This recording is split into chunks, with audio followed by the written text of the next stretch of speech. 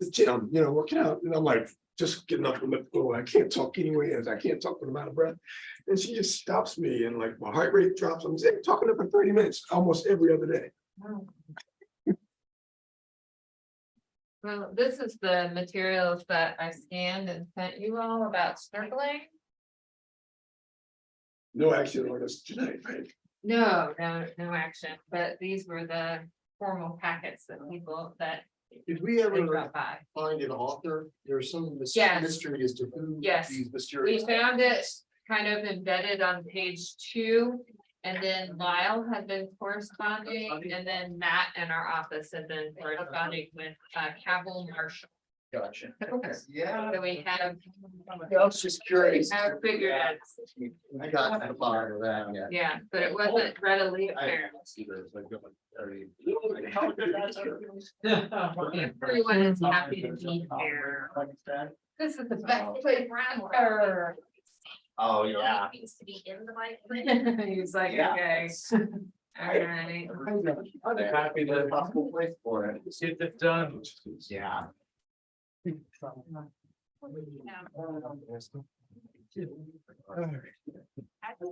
So what are we calling this again? Section? It is a work session. You may in fact make real. And that was notified as part of Yeah. the determination. I was just. we're just A special. meeting.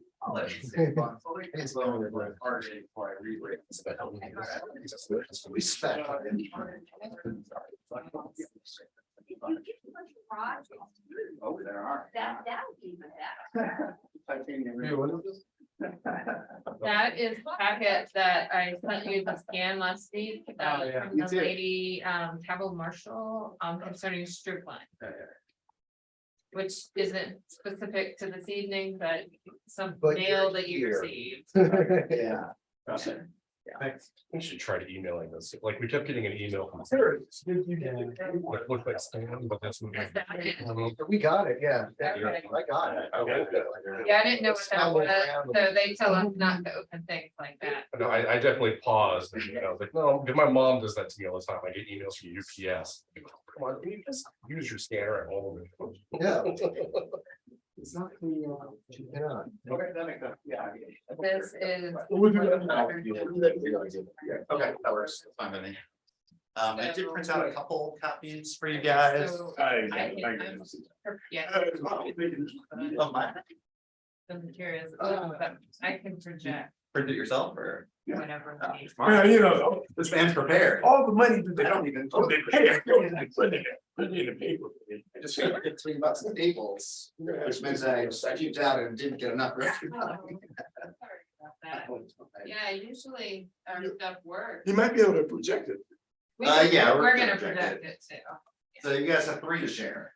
I have. I got a copy. I saved it. We printed a bunch of copies. That Thank costs $15? Yeah, they're like Wow. $5, almost $5 a pop. Yeah. Even the cheap paper. Last time I accidentally printed a fancy paper for everybody. That was a mistake. It was nice, though, nice paper. This one. Mexican, wow. Oh, these are still. And he is planning to be here. Bill is not planning to, did someone take my rock out of there? I feel like I might have loaded a bank paper into the first slide. Hello. Ruin everything. The struggles making there back in time, but I am. I'm fine, so. Oh, no. What? Wouldn't matter. No, I'm sorry, it's not that big a deal. My OneDrive file didn't update, even though I have my computer on all day at home. Well, I don't It's a OneDrive thing. Jose was just witnessing a OneDrive conversation with Jeanette, who were just talking about it not doing. Oh, it never worked in City Hall. For some odd reason, that's. Oh, yeah, like, OneDrive will never work here. A lot of stuff is blocked by, like, Dropbox is blocked by the, like, public internet thing here.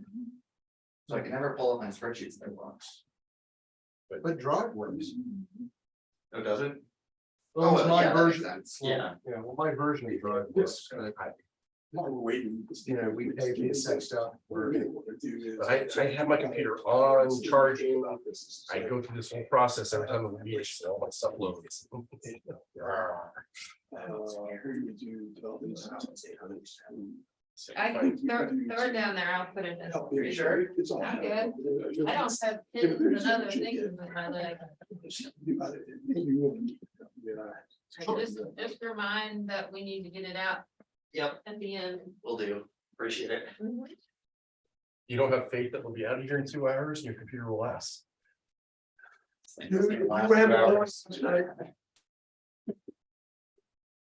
All right, let's go ahead and begin this. Expecting mile. And I think I know where his on these issues, I can represent. So you just vote on his behalf, it'll be fine.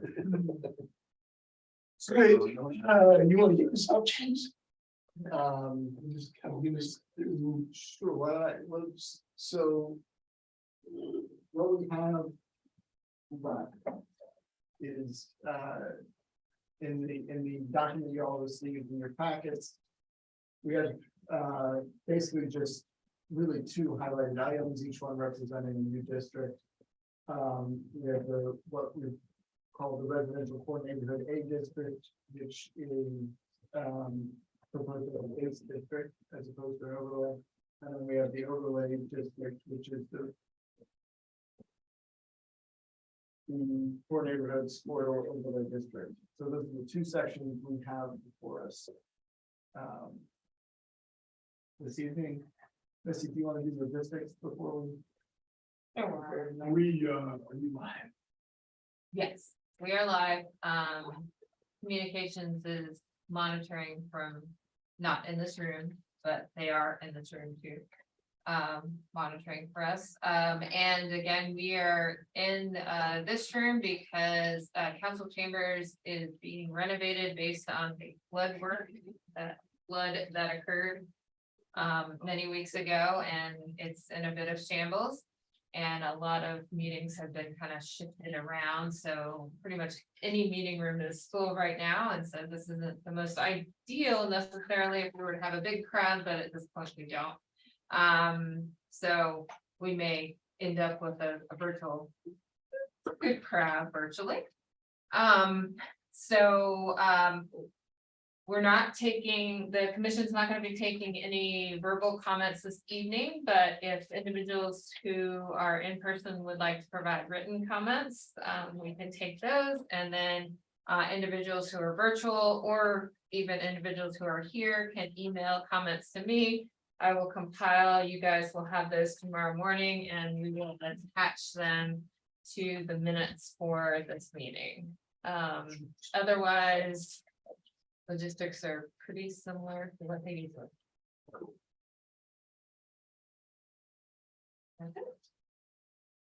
Okay. So I'm gonna start with the residential core neighborhood A.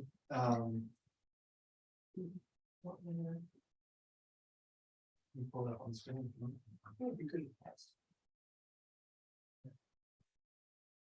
This is pretty straightforward. I'm not gonna read every bit of this, but I'll just highlight, we have what is effectively an intent statement.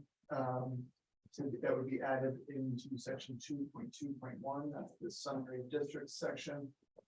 And then we have the standards themselves. So the highlight reel of that, this is a modifications based on the RA district. The most of the standards carry forward from RA, but significantly the base number of joiners per lot maximum is brought down to 1. There's a bonus for preserving the existing structure that allows you an additional unit, and really that's targeting giving the ability to do accessory dwelling units in particular. And then finally, so as with our in the regular RA district, you can get up to 6 units if as a bonus for affordable dwelling units, but all of the bonus units have to be affordable. So 4 or 5, depending on whether you're preserving the existing structure or not. Then the building footprint is reduced to 2,500 square feet, and the building width is held at the 40-foot maximum, which was our previous for the RA district. And then the map shows the areas that we generated the map using a combination of, the sensitive community areas identified in the comprehensive plan and our neighborhood mapping districts. So I'll pause there, see if there's any questions, and I know we have some materials from Commissioner Felsenberg to review as well. Yes, questions. Yeah. That's what they. Yeah, so the hack met today and you got my, it was briefer than the Gettysburg Address, but certainly less eloquent. On some requested tweaks, and I can talk through them on this. So starting from the larger piece of trying to put some sort of governor on McMansion creation. And on, sort of the driving force of it. We suggest, we wanted to make the hack sort of agreed to make some suggestions referencing the coverage. And to make a distinction between 1 unit and 2 units. And the idea, this is sort of, this lends itself to the anti McMansioning. So for 1 unit coverage at 45, not 55. And then for 1 unit, and then for the building footprint. To have a maximum at 2,500 square feet, but in a case where you're either building on or replacing an extant structure, the footprint can be the lesser of 50% bigger than the building you just knocked down, or 2,500 square feet. Okay. And then if it's an affordable single family, then 2,500 square feet is fine. This was sort of in the sign that CRHA pointed out, they have some very large families. Looking for Right, so how does everyone feel about 45%? So the main concern I would have there is that many of the lots in these areas are very small. Hold that thought while I click some buttons and see. I was gonna ask how it relates to existing, like, lots now. You know, the existing footprint right now. What do you mean, how it relates, sorry? What is their footprint compared to what we're saying it should be? Well, so you mean in these sensitive areas in general, what the footprint is? Yeah, or if you like, do a sample of a few. We were not in a position, due to the time constraints, we were not in a position to do much of a sampling. Our meeting was today, we were meeting today, so we didn't, I think, I don't want to sort of answer Rory's query while he's still clicking buttons and rummaging, but Feel free. I think the answer to that is if there's an extant dwelling on it, you can go 50% larger than that extant dwelling. Footprint. Yeah, footprint. Existing or Existing. right, Okay, already thank you. existing. And of course, you can go in the height based on that footprint, of the footprint. So the idea would be, I mean, are there some lots where 45% coverage, you're saying, might be too limiting? Yeah, I was just posing the question. Yeah. That's the question, yeah. So I missed the 50% part. You said if you say that again. So if there's an existing dwelling Mhm. and you're replacing it with a single family residence, Yeah, and it's not an affordable single family residence. If there's an existing dwelling, you can expand the footprint with a lesser of 50% over what you've got, mhm. or 2,500 square feet. Okay. And by that you were talking, there was something else about if you demo the building, I thought that's where you mentioned the lesser. You said that Footprint It is, was in both. It was Was in both. both of the demo or addition. I'm just. Well, if there's no dwelling there, you're at 2,500 feet. It's a bare lot. It's open. So, So I'm just gonna, generally, I've only had really a minute to look at this, but, I only have a minute to write it. yeah, I'm generally not a huge fan of tying standards to existing conditions. It forces us to look at, to define. In a general sense, it forces us to define a point in time at which we're measuring from. But I'm also, I also kind of invites the question, well, if 2,500 square feet is perfectly fine on this lot, why is it not perfectly fine on this lot? From a public policy perspective, we're basically saying that because your existing house is smaller, you get less than the next house over might get. It's just that I'm troubled by that. Yeah, comparison. and I get that. So I guess the answer would be. The answer would be if you've been living there and you say, I've got this 1,000 square foot footprint, I want a 2,500 square footprint, and my AMI happens to be 62%. That you would ask for an exception on that because you need the No, 25. it can't be about Yeah, people. It's got- right. My standard for the size of the building is shouldn't be tied to. Affordability, yeah. Well, I don't disagree about the clunkiness of it, but Yeah, and so if I do that, then I'm asking for a deed restriction on that property. Or something to make it affordable. Not as a matter of its tenants, but as a matter of as it's now an affordable dwelling unit. no, because you defined it as an affordable unit. You don't have to go out and put a deed restriction on it because it's an affordable unit. It's not produced, it was not, it wasn't produced for sale. If it was produced for sale, I guess you would.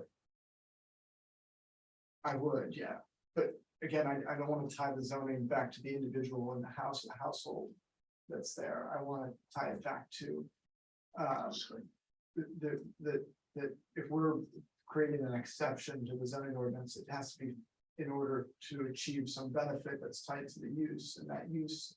Would have to be that it is an affordable dwelling unit by our definition, which means that there is that it meets the standards of the affordable dwelling unit section. If they're affordable, why are we restricting it to less than RA anyway? Because RA is 3,000 is our footprint, right? The idea is to prevent McMansions. Yeah, but for the affordable one. Doesn't matter. So I mean, to me, it seems like you define one thing for not affordable and another Right. larger, looser thing for affordable. That's probably not less than RA, and you're done. So we have 2,500 is our current draft footprint. You could say 2,000 or 2,500 for generic, and then you could say 3,000 with affordability. Well, which is essentially what we're saying. Yeah, you're just trying to tie it to the existing house instead. Right, but, so. Yeah, I get the point of trying to move it from. Yeah, of course, to me, it's inextricably tied up into conveyances too, which doesn't sort of fit neatly into the box. So, James, to see if I got you right, your squick is, if you're gonna build something. That is, well, I guess this wouldn't apply to an existing homeowner who's just remodeling their house. why wouldn't it? What, I mean, they're not adding it. Yeah, exactly. That's what you're saying. Unless they're putting a big addition. Right, in which case they are limited to expanding it by 50%. And my point there was that I'm generally more comfortable with saying there's a standard. This is the maximum footprint you're allowed to have, and not trying to link that back. to the Yeah. existing piece. Yeah, see, the thing about the 2,500 that's a little awkward is that you're talking 4-bedroom house of moderate to reasonable size, 18 to 22. So 2,500 as a ranch is a big ranch, but it's not unreasonable. If you want to try to crank that back down on one level living to 2,000, you're gonna get a lot of people saying, I've got a 2,100 square foot. Just, thing I want to build here and I can't. Are there instances of McMansions being built in any of these neighborhoods? And there's one on Belmont and Bowling Avenue going up now. But that's not one of these neighborhoods, is it? Well, I'm just giving you a listing, but it's it's a 10th page lot. By size and dimensions. Did we have a comment from Sharon? Did I hear that? Sharon was looking to say something.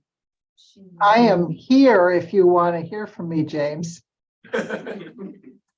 I would never say no. Well, the commission wants to. I just wrote to Missy saying I concur with the points you are making. I really have a feeling like this is going to be amazing micromanaging and not developing general standards. And it all of the points that James has made causes me to have that concern. Yeah. Well, again, we were sort of flying by the seat of our pants and That's says, the objective. I'm frankly comfortable with staff's recommendation.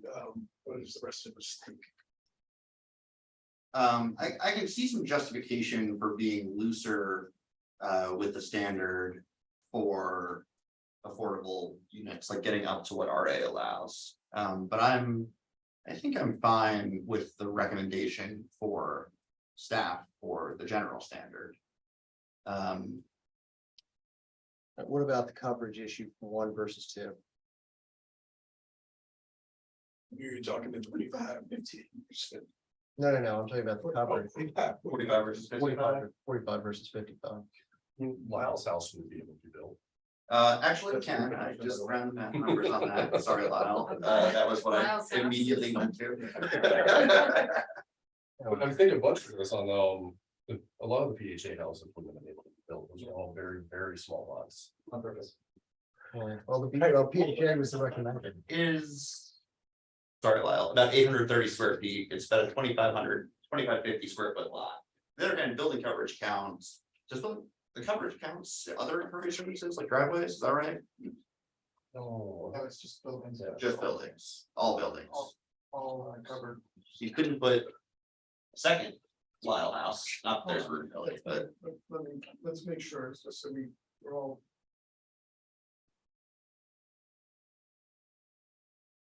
Solar coverage is measured by dividing.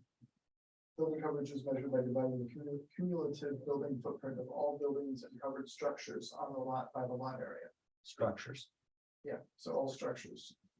so I don't think, I mean, not that I'm ever gonna be able to afford to do this, but like, I don't think I'd be able to put a garage in my backyard. And I've got a monopoly sized house, like it's a tiny little. if you guys are curious, the mean building footprint for the greater 10th page and Rose Hill sensitive or RNA areas that we laid out, plus the ones I laid out in my memo, the mean is 1,215 square feet, and the median is 1,136. Those are much, think about the house or duplex. Wait a minute, you said 1136 and 12 what?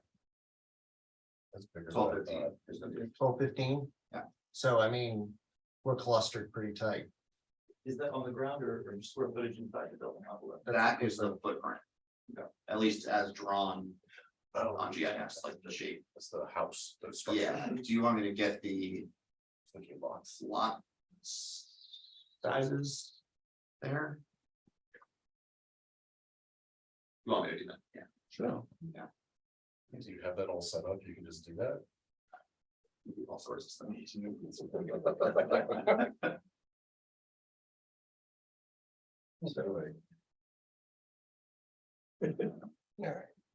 So I still. I think I get where we're going, and I see the importance of where we're going with this. I still have the concern that you've got. People who have lived in the neighborhood forever, born in the 50s and just have lived there their entire lives, and they've got a dwelling that is their personal wealth that, if are we cutting out that personal wealth by doing this?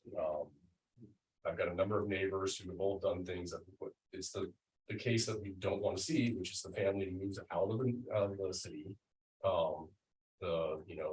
Last remaining parent dies and the kids don't want to move back. But that house is their inheritance. So are we hurting those people through this? And is that worth So the there are two, hoops that we're? yeah, so the two points I would make to that is, one is that we seem to have a pretty loud and clear signal that neighborhood preservation, housing preservation without developer invasion is heavily weighted against value. Secondly, I don't think that you're going to see, I mean, you still have plenty of value there. You can still sell that and have somebody come in and build a large single family residence, or they can build a they can, I guess, conceivably, can you build a duplex? Yeah, conceivably. But you know, I mean, you can still sell it. It doesn't have value. It's something that doesn't have value. It's just got a little more constraints on it than it would elsewhere. It's not that it's valueless. I mean, a lot of these on a certain number of these lots, it doesn't matter whether they're RA or not. There's just not much to be done because of the size of the lot anyway.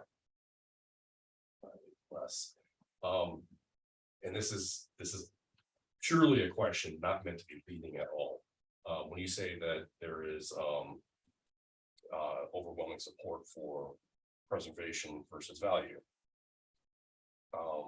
What's the Provenance. what's the constituency? Who's saying that? It is cultural preservation. It's largely the African American. But I mean, is this like the people in the hack, or is it?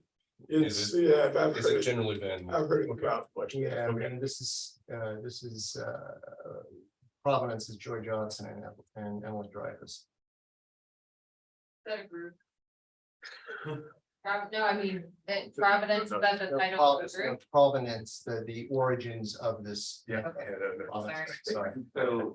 I just want to make sure I know what people are talking about. No, I thought maybe that was the name of a group and I wanted to Yeah, actually. Rhode Island or something, yeah. So, well, certainly got larger thoughts on the whole concept if we want to go to that discussion. But if we're just still talking about coverage, the mean structure to the mean lot size is about 21.5% coverage, and then the median to the median, remembering that those are different, right? The median structure, the Yeah. median lot size is Right. about 21%. So Well, wait a minute, they're both about, they're both about 21. so, 21.2%. Yeah. So honestly, I would say it probably doesn't make a huge difference either way. Between 45 and 55. Your bigger problem on most of these lots is gonna be that the house is kind of square in the middle. And you can't just fit another house on either side of it or behind it. So, right, yeah, the idea of the second by right is an accessory unit production. Essentially, the second unit by right is, yeah, I mean, the design is that you preserve the structure and you put an accessory dwelling on it, which is what this one thing we want to preserve. yeah, I mean, I think in most of these cases, you're gonna be keeping the structure just from an economical sense. Even if there were no restrictions, you keep the structure because structures are valuable and expensive to replace. And Unless I they're wanted to usually- buy a house from an estate. A house that's say a C4 condition. And do a tear down because it's relatively cheap, small piece of land to build a McMansion on. Which Sure. if I'm selling the house for 1.2 million, I really. Yeah, I think with McMansion, the tear downs, you're getting. That's where you get to tear downs, right? I think when you're talking about adding units in the back or around, it's Right. rarely gonna be economical to tear down. But I don't see much You of know, that people happening. trying to make McMansions have different motivations than financial. But I don't think people in situ are gonna be highly motivated to do that because they don't have the room anyway. So, Missy and James, what do you guys think about 45%? So, yeah, I don't think it makes a difference. Right. Yeah, I don't have any particular opinion. That's, well, why don't we just go with that? So I mean, one thing I would. Well, so one thing that's different here, right, is that in RA. It's 55 for 2 units, 60 for more, 60 for 3 to 4 units, and then more than 4 units to 65. Right? Yeah. And then we changed that in RNA to not allow 65. Now, in that more than 4 unit case, we're talking about an affordable sixplex. That's the requirement we have here. I don't know why I don't understand why we're restricting those affordable sixplexes more than we would be in RA. I don't either. So I would have it match the RA requirements Yeah. for building coverage.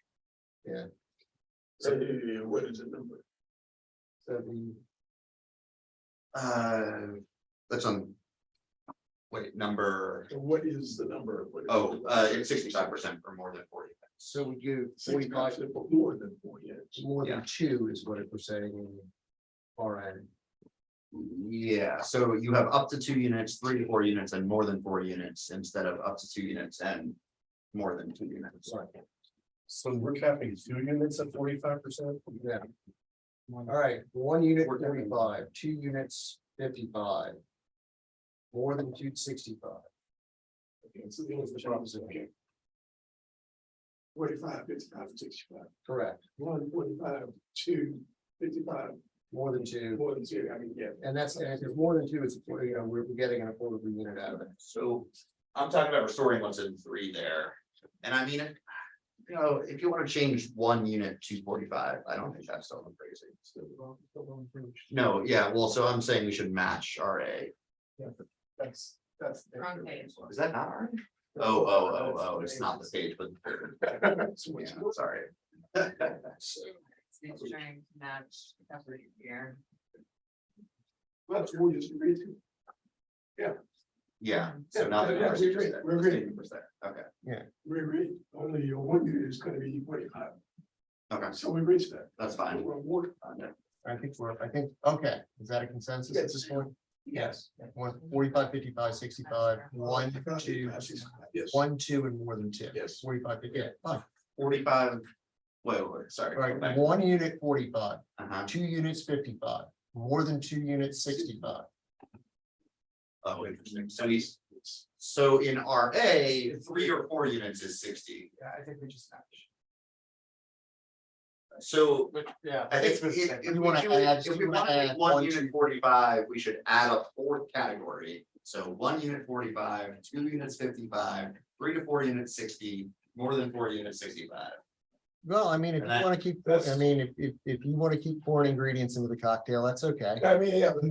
And it's more complicated. I don't know that it's strictly necessary, but I get the sentiment for just mentioning that.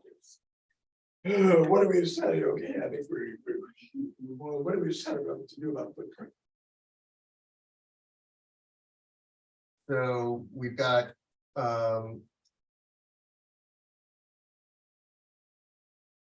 so staff's heartburn is on not having a standard that's a standard that's a standard, that the initial starting place is. If that were the case,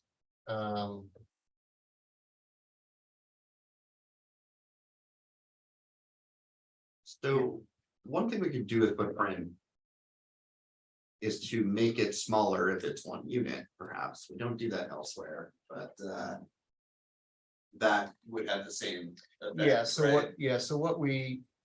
what the hack was proposing on footprint.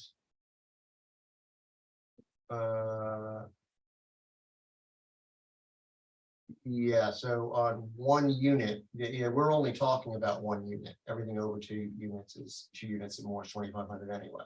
Mhm. So it's only that, so what you would say is pull the. I think that's, I mean, that's, I don't know how impactful that would be if we're arguing that these lots tend to be small anyway, and they're going 2 stories or 2.5 stories. But, I mean, if you want to say 1 unit's 2,000 and anything over that's 2,500. Yeah, I mean, if you're talking about mostly 5,000 square foot lots, then you're 2,500 square foot For your 45% building coverage, it's gonna restrict your footprint anyway, Yeah. so maybe it doesn't matter here. I mean, you know, on the flip side and the less restrictive side for these, say, affordable sixplexes, now they're restricted more than they are in RA. But, Yeah, you can still build a, but I don't know, I feel like 6,000 square changing foot it building. more affordable is now adding a level of complexity, since we don't do that elsewhere. well, that's the whole point. We do that. See, So, so if you were to say building footprint 2,500 square feet, building footprint affordable 3,000 square feet or whatever we have. A, yeah, is that, define it as new construction and be done with it, so you're not tripping up. is I that, would just say bonus affordable one unit, 3,000. we can do that? Yeah. It's easy enough, okay, All right, because I remember some of these have like language to talk about somewhere. Oh, when we say All right, so affordable, we mean. what are we doing with that chance? Does that make sense to you guys? Yeah, I just need to hear it out loud. Affordable. And I mean, I could see me going a little bit looser than 3,000. Wow. For. look, if you get to that, anything where you're getting to a point where you got a 3,000 square foot footprint on one of these tiny lots, these people are coming out. That's great. Yeah, I guess one complication that raises is like, Like what if, 3,000. what if it's a sixplex, but you have one market rate unit? Does that count as affordable? Yes, What does it really mean to qualify for that within a building? at least one affordable unit. Versus I'm sorry, if you, if it's a mixed building, right, At least one affordable unit. yeah, see that, I don't want to run into. But everything having to over draft a two, bunch of everything's better. language Wait a minute, wait a to- minute. Everything over to two, it clarify has to that. be affordable. Yeah. then I think the answer is actually put, go to 7, and just say everything, don't make it bonus affordable, you need to say anything over Two is good. 2 is. Yes. 3,000. I think that's Because fine. that's. And that then makes by sense. definition, it's affordable, right? Yeah, cool, fair. Yeah, All that's, right, good. What else? Do you want to do 3,000 or do you want to do 3,500 like already? Let's do 3,000. let's, I mean, if somebody can find a $3,500, they'll come in and argue for it for an affordable housing. Height, so, setting a flat height of 35 max bonus height for affordability, otherwise you're at 1 story over existing structure. It's the existing, okay. But that's easier than defining a footprint. It's either 1 floor, 2 floors or not. I guess. Why? So, because if you're trying to do if it's the structure you're replacing and it's 1 story, again, it keeps you at 2 stories for the new property. But we're already limiting it to 2.5 stories. Right, So you want to limit that to 2 stories instead of 2.5? so we're at 2.5, correct? You're at 2 stories or 35 feet. Well, that's the problem. We're crossing, we have both of these things, you know. And you have to be under both. Or up to both, right? No, wait a minute, let's see. It's the lesser of 1 story over. Or 35 feet. I mean, I think you run into the same problem of defining things relative to existing. So, well, I don't think you do. I think it's easier I think it's, you can spend a week arguing about whether your house is 800 square feet or 840 square feet, depending on who's measuring it. Is this a 1-story house or a 2-story house? that seems to be a shorter argument. Well, I think the argument is less defining what the current is and more that it shouldn't, like, to apply a zoning rule, what's there now is not super relevant if you're trying to apply a universal standard to an area. Well, if you're trying to reduce the rate of change, I think. That's your goal. That's what you're. And that's what you're accomplishing. That's the purpose. I mean, I think if you really wanted to do that, you could just set a 2-story height limit. which would. And then allow more if it's more units. If it's affordable, so 1 unit, 2 stories. Saying Yeah, I mean, 2 but units, that's 2.5 and a 35. little restrictive. Two-story height limit. Well, part of the problem that we're dealing with here is that we walked away from the height bonuses in general, which is sort of constricting what we're doing. I was gonna ask about that. So, Did we? yeah, we looked, there was a 3-story height bonus for, Yeah, we don't have 2 over 2s, we don't have bonus height. Yeah, Speak of for- I mean, in RA, we let you have more height if you have more units. but not in this. Yeah, why not? I mean, I think we should put that back here, is what I would say. If we go to that, for anything over 2, you can go to 40 feet. You go to 3 and 3 stories 35, and whatever we said that, maybe the equivalent to that was. which is We what. can go to 40 feet north B or C. Yeah. I mean, if we're gonna do, I mean, if we're gonna do affordable, this is a way of getting an affordable bonus, a height bonus for affordability. In this district, and we've sort of run away from that in most others. In the R districts.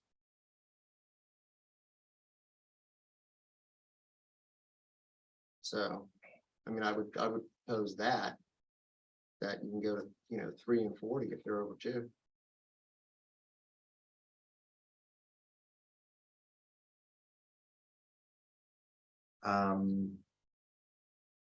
We're gonna do that, I'd make it the same as the regular RA. Right, if it's over 3 and 35. What it is, 35, This is what we have right now. 32. It's most 35. Are you looking at RA or the changes we made to it? 35. This is what's being proposed. Yeah, well, it's really nice. Yeah. And then we have what Hack proposing. Oh, then it's. Right now is at 2, 5, 35, and.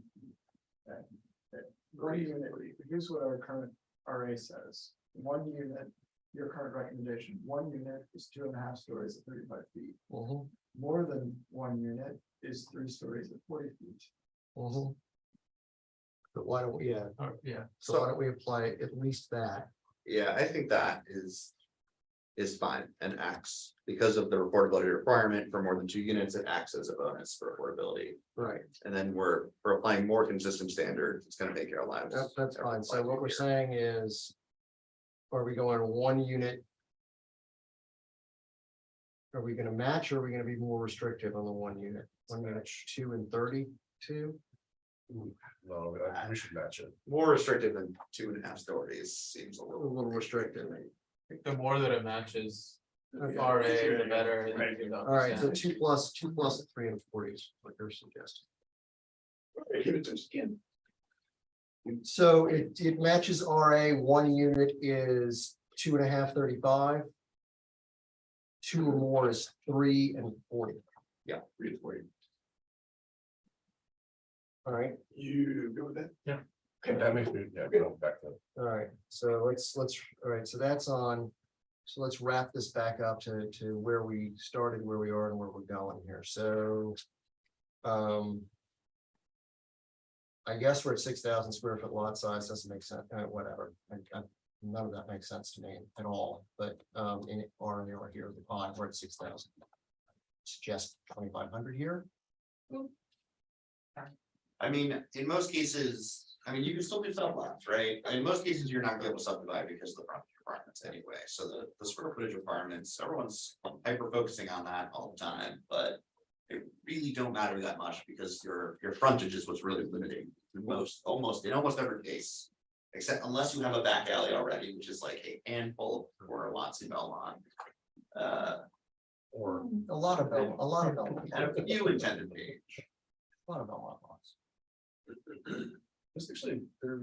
Well, you need a back alley and 2 frontages, right? Like enough frontage to make that. And more than All right, 50 so of fine, frontage. leave that where we got, the access is where we got, base is 1. Existing structure, you can go to 2, anything over 2 has got to be affordable to 6. Yep. 45, 55, 60, 65 on coverages for units. Yeah, we already talked about We already, I'm just running through it all to see where we're at here. And then on footprint, Rory's last suggestion was 3,000 if it's affordable. that. Yes. 3,000 for over 2. Yeah, we have All that. right, 3K for over 2. All right. that's where we're at on this. All right, I mean, it's where we, There was somebody this. What was that? Did we cover that?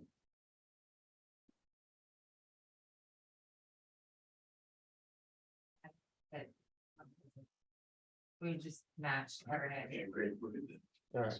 all right. All right. So, and then these are a couple of minor things that popped up. We talked about the no net loss language. What, did anything ever happen with that? Yeah. Well, we landed on that one table.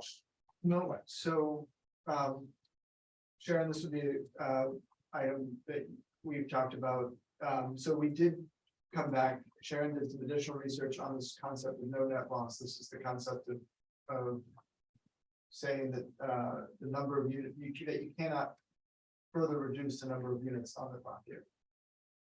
I will say that I have concerns around that language, and I would not support expanding it beyond this district, and I'm saying, my concerns within this district is, remember that what we're talking about is a residential unit, right? So it's not the physical space, it is the use of the unit, which means we're now enforcing on how people are using accessory apartments. So if somebody is, an accessory apartment is a unit, if somebody decides to put their home business in that unit, there's not allowed. Is there a way to No, I don't see why would it not be? Because in a home business is an accessory use to the residential, to the household occupying the residential unit. If a separate household is living in the accessory apartment and Yeah. they put their home business in there, then that's accessory is perfectly. I don't see why we have to make the distinction if it's a unit that someone can live in, period, we're done. Doesn't matter what you happen to be using it for that week. Well, I think that's. You say that week, but so if I have an accessory apartment and I decide to install business in it. Am I still meeting the standard of no net loss? I think you're saying as long as it's physically still, you know, Able to be a unit, as long as you've got a apartment cooking. capable. Yeah. Space with bedroom That's very qualifying things, I you don't know, know. bathroom, whatever. I It mean, means in the first place, it would have been built as a residential unit, what we'd be saying, right? That accessory dwelling has got, it's got a full bath, it's got a cooking area, it's got a window that a fireman can drag you out of. Like, what would trigger this? Yeah, Would it be a you demolition couldn't permit? Like, take how out would- your full bath, I don't know how how you would do we- that. how would we monitor And you it? couldn't like knock down a wall that separates your units, right? I mean, the worry here is like duplexes, or sometimes, I can think of sixplexes in 10th and Page. That were once single family houses that could be conceivably turned back into single family houses. And then you lose the most affordable units in these areas. Well, the answer, It's all six business. yeah, I'm not sure I understand maybe I'm not getting your point, James. I think that my point being that if it is able to be a residential unit, what you as the owner of that unit actually do with it doesn't matter.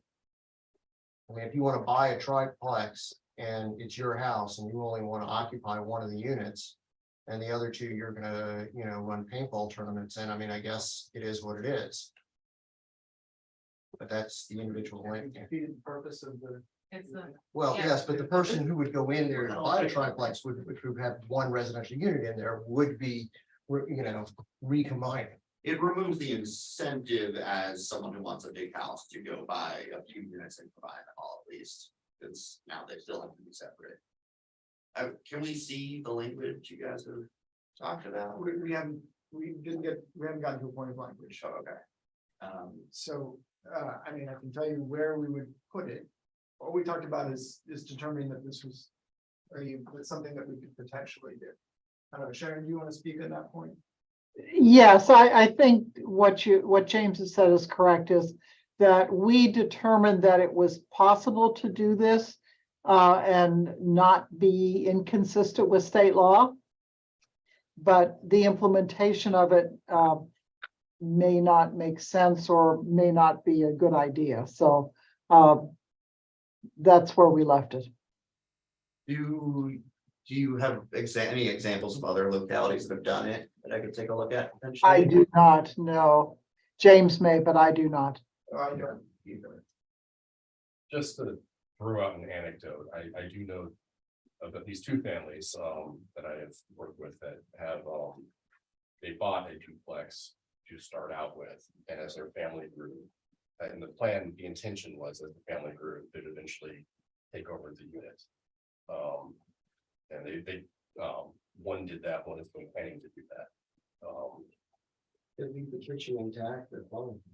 So, Like, the intention is like, they've got a duplex, the intention is to expand into the duplex as their family grows. Right, so just don't take out the old kitchen. That doesn't, I'm not following. So in other words, they expand it, they cut a door in the firewall or whatever, so they can pass back and forth through the two units.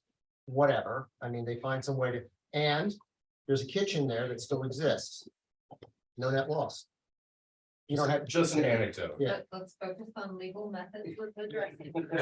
so given the complexity of this issue, I am comfortable kicking it to our future small area plan for tentative page and talking about it in that process. I mean, again, I raised it because I didn't see it anywhere. But, Yeah, that's why. I mean, I And we didn't talked. realize that it was potentially possible. I think the Yeah, I don't concerns think are we're valid, yeah. but there's, I don't know, I see both sides. What else you got? Well, we could, all right, I mean, I don't object to tabling that, Yeah. yeah, no net loss, because no one's really thought it through, we don't have the language, we're not sure what it's got potential, but it's not a thing we're gonna somehow, vomit up in the middle of this table. So then these are some, relatively minor things, these are mostly about item 43 and 41 in our, Can we finish the conversation around? okay, well, I'm done with that, yeah. Where you go? We're doing those Sorry. last. The map. The map, yeah, the map, What did I pick up? you picked up the map. Yes. Jose wants to do the map last, Oh, after we talk about all the tech stuff. all the text stuff. Well. All the tech stuff or all the RNA tech stuff? Oh, the RNAs.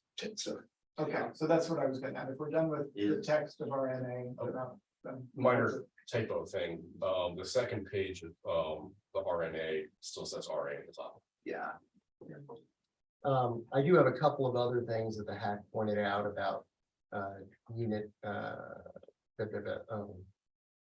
we're. equivalency of units. That's not on it's not RNA. What is That has to do with, two things. One is to add to the section on equivalency of units, the section 3 that we have on item 43, which is the standard language is if the intent of the comprehensive, if the intent is an affordable development that is in, fits with the comprehensive plan, et cetera, the administrator can, make exceptions to this. That's about the equivalency of units. The second thing about the equivalency, and so that's just cutting and pasting from what we've got on item 43, which is about resales. And I think it's just useful language in general to have and see. And then the second thing is, was on equivalency of units. If we're over 20% of the total number is affordable in that development, to look at an exemption for the equivalency. This comes from Sunshine, who says, if we've got affordable units, we're making them all different sizes on a sort of ad hoc basis. And it's really hard to figure out the equivalency with the market rate units that are in there because it may not be appropriate to have them equivalent in size. So the argument being that if we're more than 20%, we're really talking about a significant affordable housing development that has market rate in it, not a market rate development that's got a couple of token affordables. And the final thing is on 43, change it to 80%, not 60% on the resales. All right, so on the resale of affordable units, 80% AMI is the threshold, not 60. 80%. I thought we took out any requirements for resale. There's one law. You said 80%. One. You want to bump it up to 80%. Yes. The reason for that is that there's a very, that we may be at 60% of the first time around, but there's a sort of vast. There's nothing for 61s to 80s, basically. And all right, It's item 43 on our text, which has to do with. 43 is only equivalency of units. All right, hold on, let's get back to where we are. You may have, I may have crossed. maybe looking at the Oh, an older last version. time was All 43. right, planning commission work session agenda, let's go down and say, all right, maybe that's, did you renumber these? No, There's Not for the one packet. got inserted, right? Since last week. Since last week, they've been. Okay, we've been fine. Okay, so all right, let's go to 41. Let's do this. 41, which is on page numbered 11, actually 14 in today's agenda packet. So 41, section 2, 80% as opposed to 60 on the all right, So that's on the first sale. And then on resale. You want it to always be 80%? no, I want the resale to go to 80. It doesn't say, the resale only says there has to be a right of first refusal. Yeah. No, 80%, I'm sorry, yes, the idea being that there isn't. No, I think, you know what, I'm dropping it, never mind, never mind, all right, and then the thing that below it, this item 3, Item 3, all right, yes. I want to add that. To 43, So which is on page Okay. 15, that's item 43, Okay, 12 of the packet, 15 of the PDF. okay. I want to cut and paste that, For the equivalency. I right, want to put 41.3 under 43. I want to copy it. Okay, missed the nomenclature, but okay. Yeah, sorry, I didn't mean to cut and paste. I want to leave it here and I want to duplicate it because I think it's useful language. Okay, that's fine with me. Basically, the administrator can change the benefit and waive that part. Yeah. And then some sort of within language. the requirements of the manual, Right. so there's something to work with. And then the 20% item is that the equivalency of units, if it's more than 20% affordable, Ooh, number 7. that isn't, that's also under 43, it doesn't exist. Yeah. All right, read it again. Okay, where we're in a development where more than 20% of the units proposed are affordable units. The equivalency of unit requirement is waived. And the reason, and this, yeah, right, and the reason that this was requested is Sunshine pointed out that when you're doing a large number of affordable units and you've got mixed income in it, that this is really an affordable housing project that has market rate in it to support it. And the combination of units and what you need in size and in finish, and you may not be able to match that up in a coherent way to the market rate units. James. And then we also need that. Why doesn't the waiver that we just added account for that case? Or that you want to add? Isn't the waiver good enough if it's in line with the comp plan, blah, blah, blah? It's a lot easier to go out for LIHTC funding if you say it's over 20%. We don't have any regulatory issue whatsoever. I mean, we're already looking at number 43, we're already saying the finishes can be different, the appliances can be different. Yeah, but And then we can waive it. I don't know But why. like bedroom count and stuff is the substantive thing, It right? says must include same interior features as other units in the same building. right, and the largest developer of these sorts of units says that gets really, really sticky if you're trying to make the equivalence to us in terms of size It's and. not just interior features, right? Because over in 1, if you look at the actual section, it's composition of the overall project units and number of bedrooms, Right, exterior sprint. Isn't that the goal to make them fit in the development? And be, generally not singled out. Yeah, well, there's also an evenly distributed requirement, but I guess the idea here is they might want to put market rate units that are all 1 bedrooms. Whereas the others are mixed or Right, something. exactly. Or the opposite. and Yeah, right. the backstop against this being, well, workaround is that this is for something that's significant affordable housing. It's more than 20% of the units are there. So you've got these market rate units are there to support the balance sheet and the income sheet in some part. They're not trying to satisfy a requirement. This is coming in the other direction. If that's the case, you're going to deal with several units that need several different sizes that may not be what the market rate calls for, and you just want to be bound by that. What's the percentage of affordability that you're looking at for this? More than 20% was the suggestion. More than 20%. That seems relatively low. So more than 20% of the project is affordable. Yeah, well, that was the suggested number. If you've got a higher suggested number. I don't know. So one direction I was thinking about going with this is to actually just exempt affordable dwelling projects that are affordable projects whose primary purpose is to be affordable, exempt them from the affordable dwelling unit section entirely. But we're not, but we're leaving it sort of undefined as, Well, then I might need to define what is a project that's affordable. More than 30%. Right. or a third or more. Like that. So I think an interesting, way to think about that is that even if 80% of your units are affordable, only 10% of them are required for the section, right?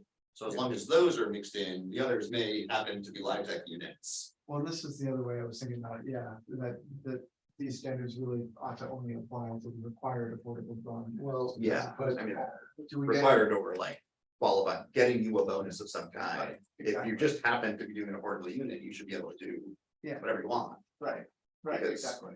Yeah. so how would we, but Yeah. then you're, just blew out of my head, but the issue there is then how does that not present? We're calling them affordable units. Do they count? It's the moment, it's the naming here, right? The point that Rory made was the other thing I was thinking about here is that what this section is really trying to get at is the required affordable units. You Right. build a project of greater than 9 units, you're required to provide one affordable Right. unit, and it must meet the standards in this district. Right.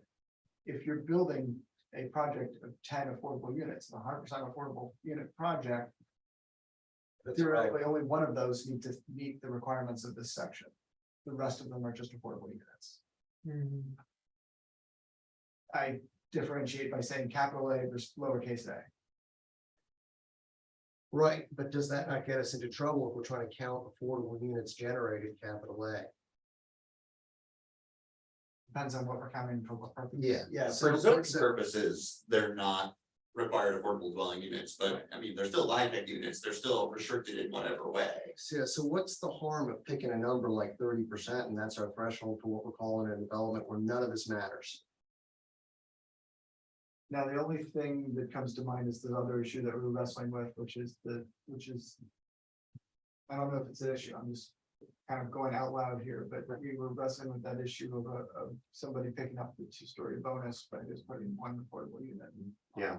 Is that approach of just saying you're exempt if you're more than whatever, raise that issue? I don't know. How that, How how do those interact. Did we resolve that? we should, How do we resolve? For the bonus units. it's the, it's. 40. Oh, or, And yeah, 40. oh, interesting, That's that's a- interesting. That's a way to do that. Huh.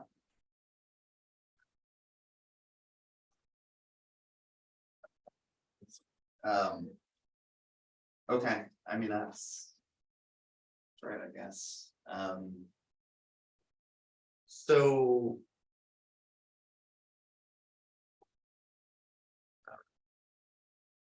I think the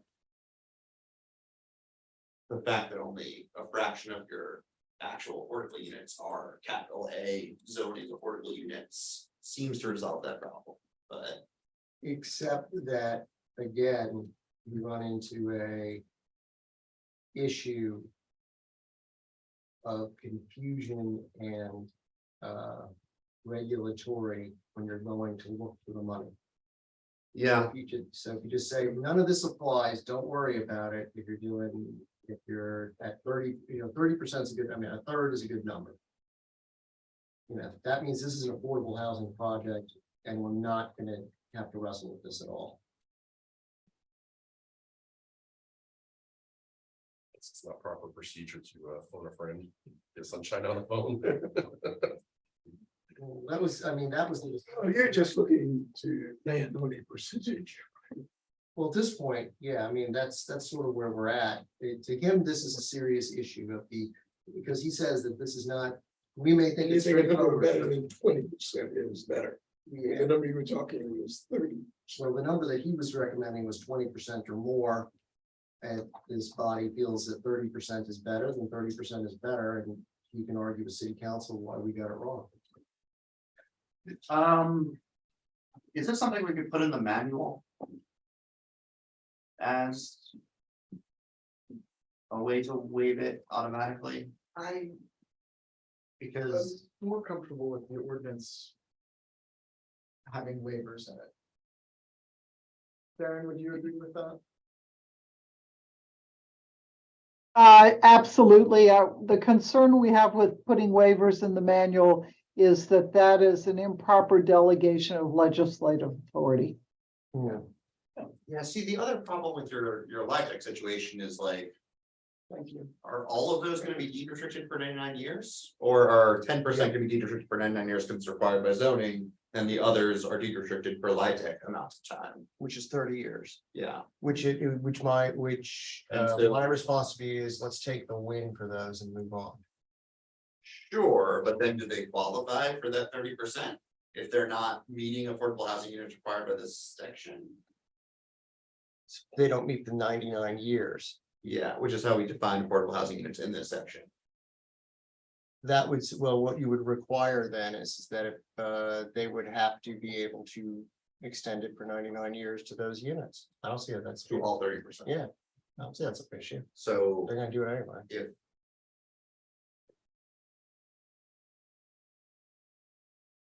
If it becomes mathematically impossible, we'll deal with it then.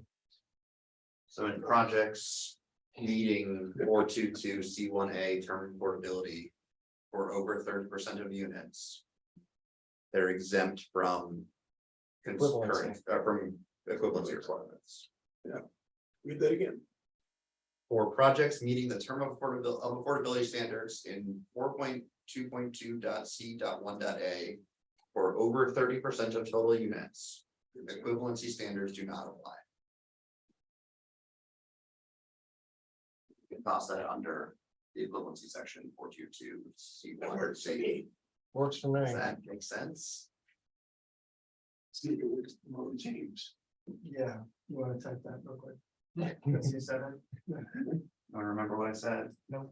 Uh, For units. For projects where with over 30% of units. You started Projects- with, we're meeting the 99 year. Containing at least 30% of units meeting the term of affordability requirements in 422 C1 whatever. Equivalency requirements do not apply.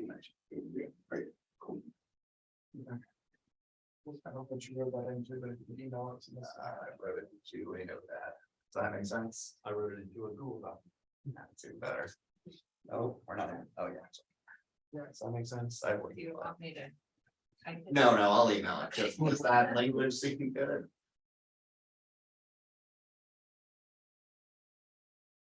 The only thing so I would add the section numbers in terms of board requirements with the section number and Yeah. the equivalency section. I would also add.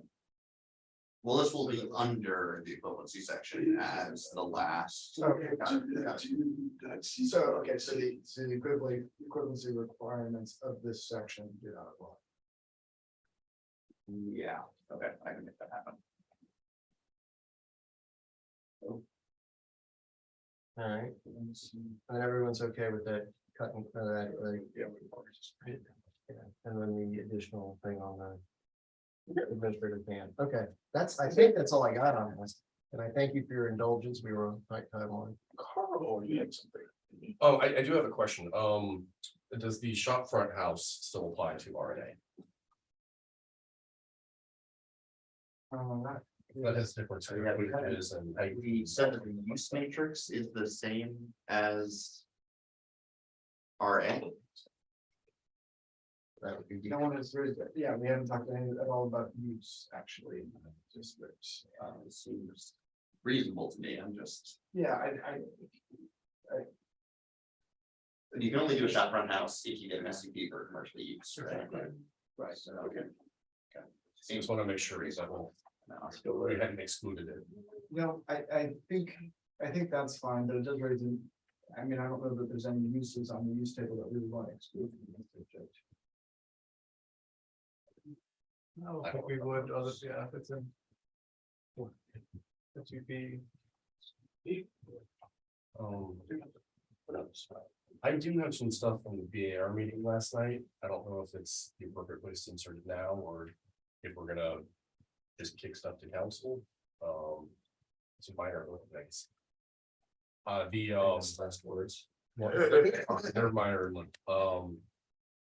we want to change the BAR membership requirements. Like be in a different section of the city code. It is in zoning. Okay, but we would just want to check the other sections. See if it's in the two places. Yeah. What do you want? What do you want? Right now, we are required to have either a landscape architect or a licensed contractor. And we want to make it a requirement that we have a landscape architect. So our suggestion is that where we have two historians, we would change it to be one historian and one licensed professional contractor or one historian. That's I do. I'm just trying to follow Rosie on Molly, kind of chasing down precedent service, nice. it's already surveying the trees. So while you guys do that, we should go back. It can't just be the term portability requirements, it also has to be the cost requirements. Does that language seem good? And 422, whatever cost requirements? 42 miles. So the affordable units qualify need to meet the 60% AMI requirement as well as the 99-year requirement. Obviously, otherwise Well, they wouldn't have the 99, if they got the 99-year requirement. Yeah, I guess you could make it 99 years and be at 90% of AMI for some weird reason, but yes, yeah, good point taken. It's bizarre, but. Yeah, it seemed implied by the fact we're calling them affordable dwelling units, but Where- it seemed, so this is the one after cost of just what we're. Or some other way to say that they are affordable units. So if it's capital A.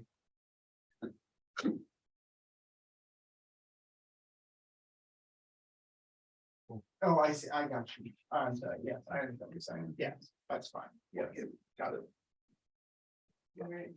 It's A and B basically. Yeah. Meeting the requirements of both A and B. This is the.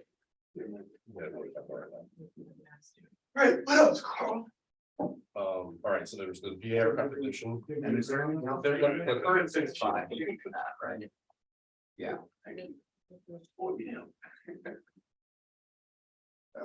Yeah, whatever they're doing. I agree. Carl. I'm sorry, was the planning commission decide that they were okay with the change in membership? We did. Pending our look at. Are you guys done with your? We're allowing landscape architects. We're requiring landscape architect. We've always Got no had. problems with landscape So we architects. actually, the history of this is we've always had a landscape architect. And we got our contractor as a business owner. The problem is there's very few contractors who operate their business in a design control district. So the goal is to allow a contractor just who lives in the city. It's like, what did you say you wanted to do? Because that doesn't. We're I changing, think it's one landscape architect and then you took out the or. So now yeah, it's now we're requiring a landscape architect. yes. And- And we're requiring one historian And the second historian is an either or with a Got it. contractor. Got it. Okay, thank you. There was a question about visible light transmittance and windows. So the code has a requirement that is a little bit less stringent than what the BAR has. So the question was raised, do we need to add a note that transparency is under the BAR's purview? And I think it's understood that it is and implied that it is, but that was a question from last night. I don't want to add requirements that don't need to be there. So if it's implied, seems like it's okay, but that was a, yeah.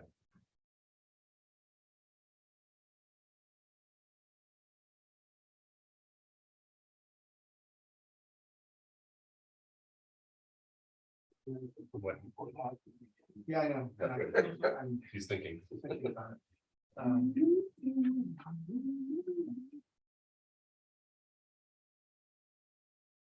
Okay.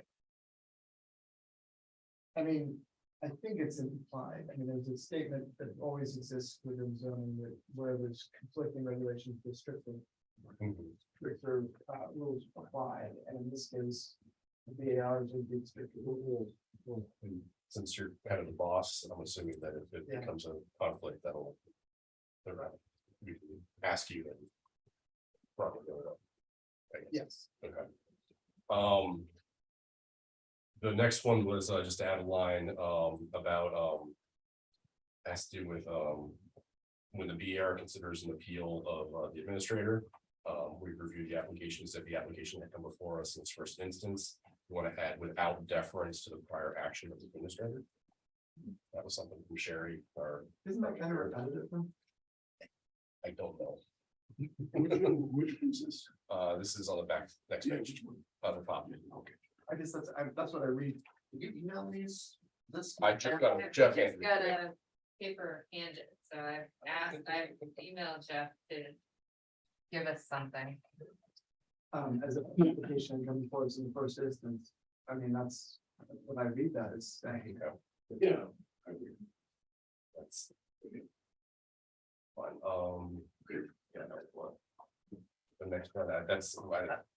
No, that is it. So. There's a couple of comments there. So, I don't think we can answer the next one. At some point, we need to define what ordinary maintenance is, but I don't think we're gonna do that tonight. Oh, there's a question about, who can initiate a COA application, it looks like you can, a leasing and someone under, contractual ownership or, and is that a contract purchaser? Does that make sense that they can do a BAR application? Or any sort of, I mean, I would expect so. okay. Even though they don't own the property yet, what about a leasing? Like heirloom one, I think. again, the owner still has to sign off that they're giving permission. Okay, so that is, the owner always does have to sign off. I mean, the applicant has to provide documentation from the owner that they have the authority to move through the process. I think what Jeff is saying is our application form needs to be Well, that has, changed. then he can change that. I think that what's happening is he's requiring the owners to sign, I think the language on it says something like it doesn't make that requirement clear. Okay. Okay.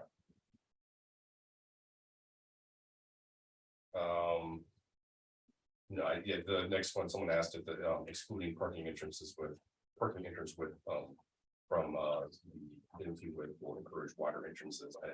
I think you set a limit to those, so. I think it's also the opposite, right? Yeah, I think, yeah, Because the build width is a minimum, I need to meet that minimum requirement, if I'm not allowed to count the entrance. mhm. driveway, I'm gonna reduce that as much as possible. I think we're good on that. I got what I wanted. Thank you. The landscape architect. That was the big thing. I've been trying to get that for like 10 years now. 296 BA. What is that? Or Everything like that, or just this is everything that? Oh, are you going like back into last week's conversation? He's in the core neighborhood core district. What What are we talking about? What are we looking 296. Now into this. So now we're in for quarter. Preston Avenue. You're talking about this. Overlays. Yeah. McIntyre Road to be changed to Albemarle Street. Rory raised this issue in email, we also have someone from the public raised this issue. I agree, it makes sense, the rail line. Well, this is maybe a little pedantic, but the way I would address that issue is by changing those parcels to whatever zones we had them at. Because this overlay only applies to the CX3 parcels. I mean, you probably also want to change that section to Norfolk Southern. But which is how I would say it on the street, but if we were to leave them as CX3 and not apply the overlay, then we would be further reducing what's left there. So if we need to restore the previous zones that we've had, if we're gonna do that. So we're doing maps now, not doing the text. Yeah, that's a map question. You got any text questions? Next item I've got is, Can you tell me what list you're working on? Are you gonna, this is just what we're working tonight. This is this. No, I mean, you have a list of I'm comments looking up that the you. list of comments that I wrote in this. When'd you grab it? On this computer right here. We just see it. I didn't send it to anybody. Okay, Well, it's supposed to- good, just making sure. Making sure we're all equally Paper here. So what are we looking at? Yeah, give us a little nomenclature. Sure. Are we talking? It's not. Also 296 C, special exception permit to read public benefit bonus. Basically, the idea is to change it to a bonus, someone can get affordability bonuses, and just move the section to division 4.2. What page are you on? 296 C. So instead of special exception permit, you want to call it a public benefit bonus? Yes. Okay, so you're, let's just be clear, you're proposing to get rid of the discretionary permit aspect of it. And move it to as a bonus. In for division 4.2. Okay, so I get that. Sorry, it's in line with everything you're I'm not sure. Thank you. The thing I'm concerned about is, so we provide bonuses for the affordable dwelling unit bonus, right? But the standards to get that bonus are very, very clear. These are not. So. We'd have to do a substantial amount of work to arrive at something that I could say very clearly. Okay, yes. Mr. and Mrs. Developer, you have achieved the bonus requirement here. And I can grant you these additional stories. We agree. Yeah, okay. How many people at this table would want to look at that? So I think you need to make a distinction between what I think the right thing to do on this corridor is and what council's ask of us seems to be. I think the concern driving this overlay is not necessarily coming from this commission, but rather external feedback. I mean, I like what staff has put together. I have one minor little thing, just to get rid of the art. That's it. It's art. It is, but it is such an easy thing to do. But I think that's fine because some of these other things are really hard and like meaningful. Yeah, but I mean, you can get in a place where somebody just throws some white paint on the wall saying it's a reproduction of a Blanco, leave me alone, it's art. I mean. Yeah, how but can it's they still a find- discretionary review, so that doesn't. That's not gonna kill me on this, Yeah. but I. Actually, I would change the art to go back to the language you had before on the art, because I don't think we should require a public art organization or whatever. And because the language before kind of implied that the developer would be paying for it and not now just space for it, which is really just making it a blank wall. But that's a separate question from is it a special exception? Yeah. A Let's discretionary start review or a non-discretionary. I mean, I would argue that this entire thing since long before I was around in 2017 was about making for predictable, non-discretionary processes to have a zoning code that is not based on arbitrary decisions made by council on an ad hoc basis. I think all that were arbitrary. I'm sure they were very reasoned and considered, but they are unpredictable and in that way fundamentally bad. That's said, so that's my personal opinion, to be clear. I mean, I could go into why this is here, but I think it's kind of clear. Right. So I'm pretty comfortable with G as it's written. Your issue is. Well, I think back no, there. we're on the bigger issue of, do we keep this as a discretionary review? Or do we do what Lyle wants, which is you do a checklist and you get the height bonus? Without it coming before us. If you So, do that, isn't the concern that that might actually be so reductionist that it doesn't achieve the goal in the first place that we were planning? so one question, I mean, I will say, even if you were to make this non-discretionary, you're still requiring some of these like new things that make it different from everywhere else.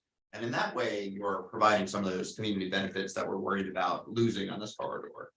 However, that raises the question to me of, would that even be legal?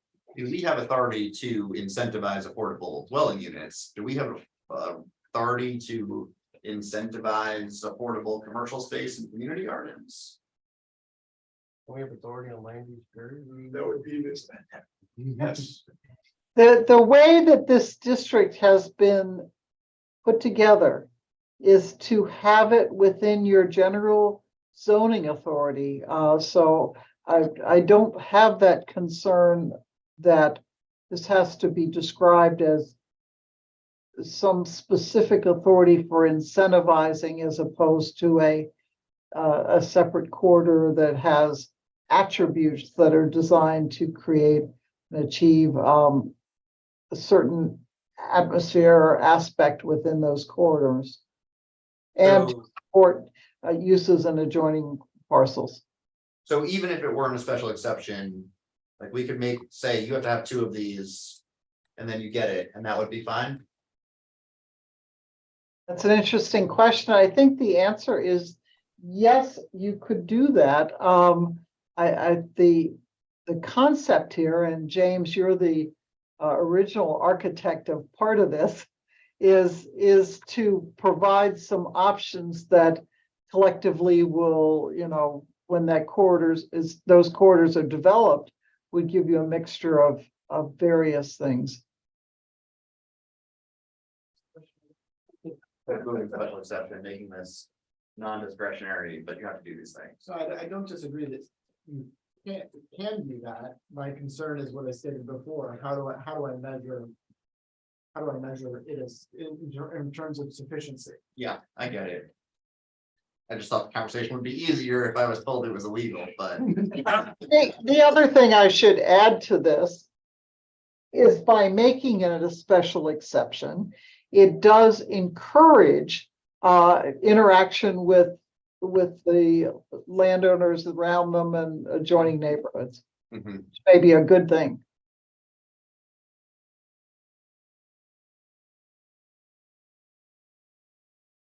Where I am on this, just to keep the conversation going. No, I mean, I generally agree with the Rory on that.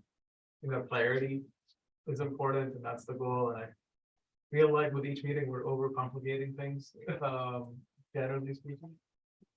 But on this, it does offer a seat to Whiteville and 10th and Page to advocate for their, what they want in these areas. And that is the only way without, if we don't have the special exception, there is no mechanism for the community to have that voice. Well, in the near term. In the new, yeah.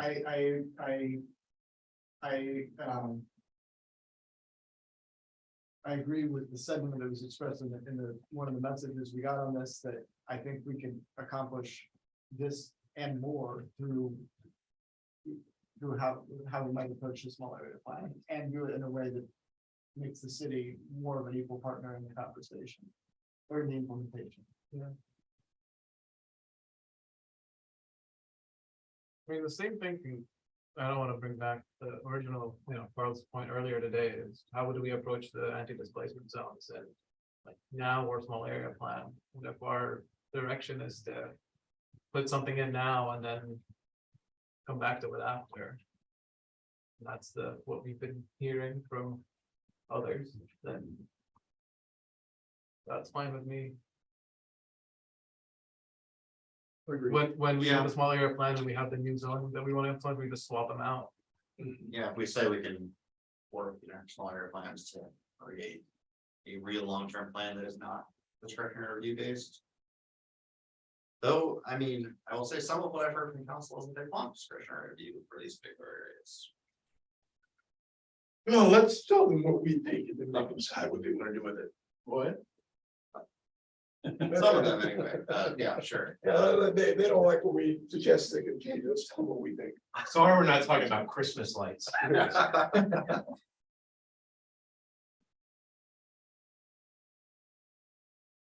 What are you looking at me for?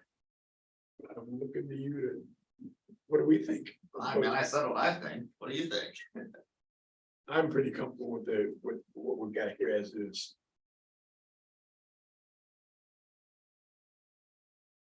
Yeah, I'm generally comfortable with it. I mean, parts of it are squishy, but it's where we are at the moment. And I think if we're making this commitment, I mean, this applies to RN and A2. We're making these commitments to the small area plans. If we make the commitment, then we can nuance them, rewrite them. Leaves us the flexibility to deal with the nuances. Yeah, and deal with it, but right now, we're just trying to, as somebody put it, land the plane. Then, Mr. I still have heartburn on the RNA. But that's different. Hey, Share that with you. so I think we're sticking with this first point. So just gonna get this in. My one concern is that someone's going to provide a B building and put a mural on the wall. And assume that they're gonna get 7 stories. And that is gonna do nothing to the neighborhood. But it's still discretionary review. It is, And and then that's say where that's the, not good enough. that's where the arbitrariness seems to come in. So that's why I like to get rid of the art installation, because I feel like that is, we're just, someone's gonna offer that, and we're gonna, well, big deal. But if someone's trying to offer 100% affordable, right, that meets A, none of the others. I think it's okay if they just do an art installation from the other things. Right? Well, that's where other features or amenities that support the intent of the section and goals of the comprehensive plan. So that's 20% affordable plus 80% affordable. And you've got, I don't know, I'm making that up in my head. I don't know. I mean, I think it's because we're requiring 2 things. I'm fine with one thing being easy, but everyone thinks footsie kind of cool. And yeah, everyone's gonna do that one and probably do one of the others. If we were requiring one thing and that was like the easy way out and everything else was much harder, I would be a lot more concerned. All right, it looks like the article is going to remain in this.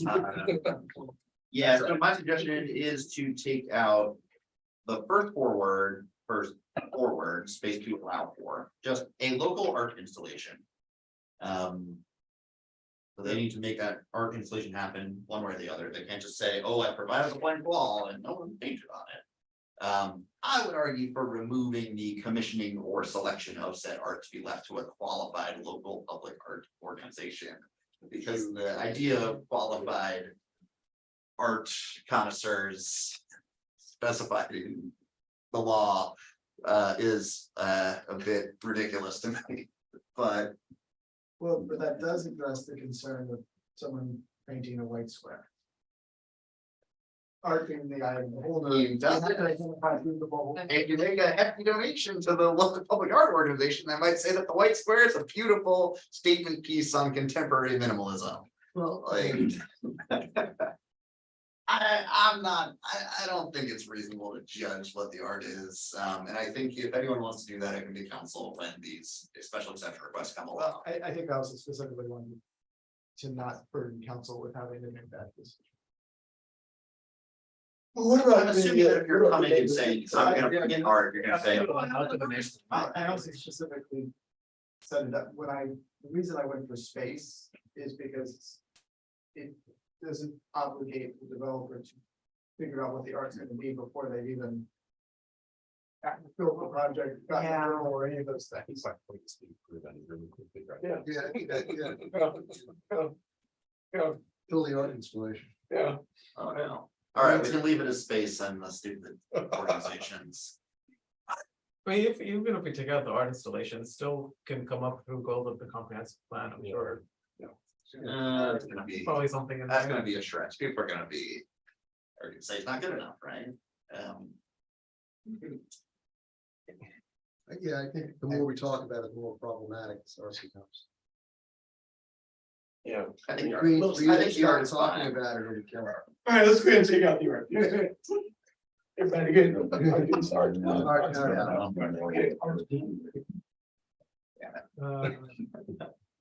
Art is. Do that to yourself, Rory.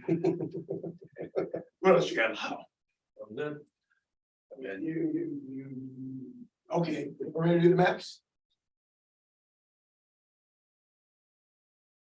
Doesn't everything else on this list is pretty expensive. Pretty hard to do, right? Yeah, I think the art's good. Or drop it to one, at least one of these things.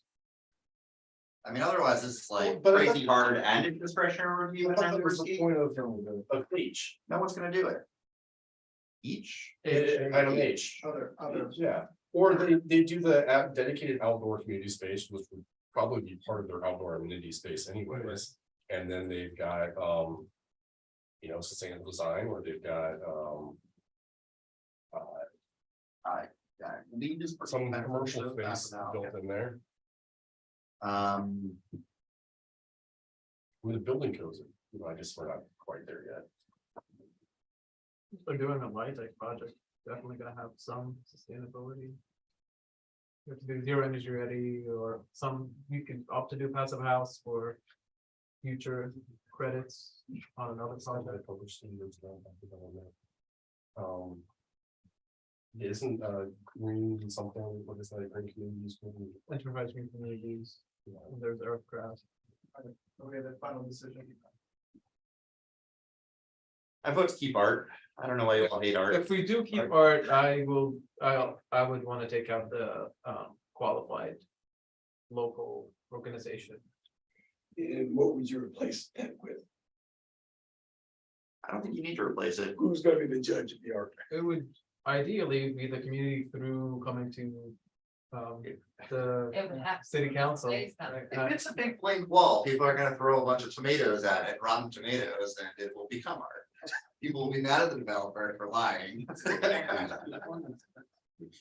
All right. It sounds like it's gonna. We'll see what happens on the first Wait. special exception that Well, we get. It sounds like we've got three to keep art.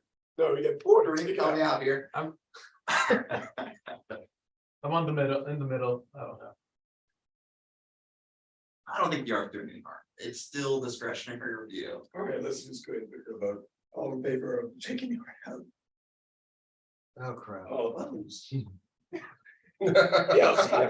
we're taking it out.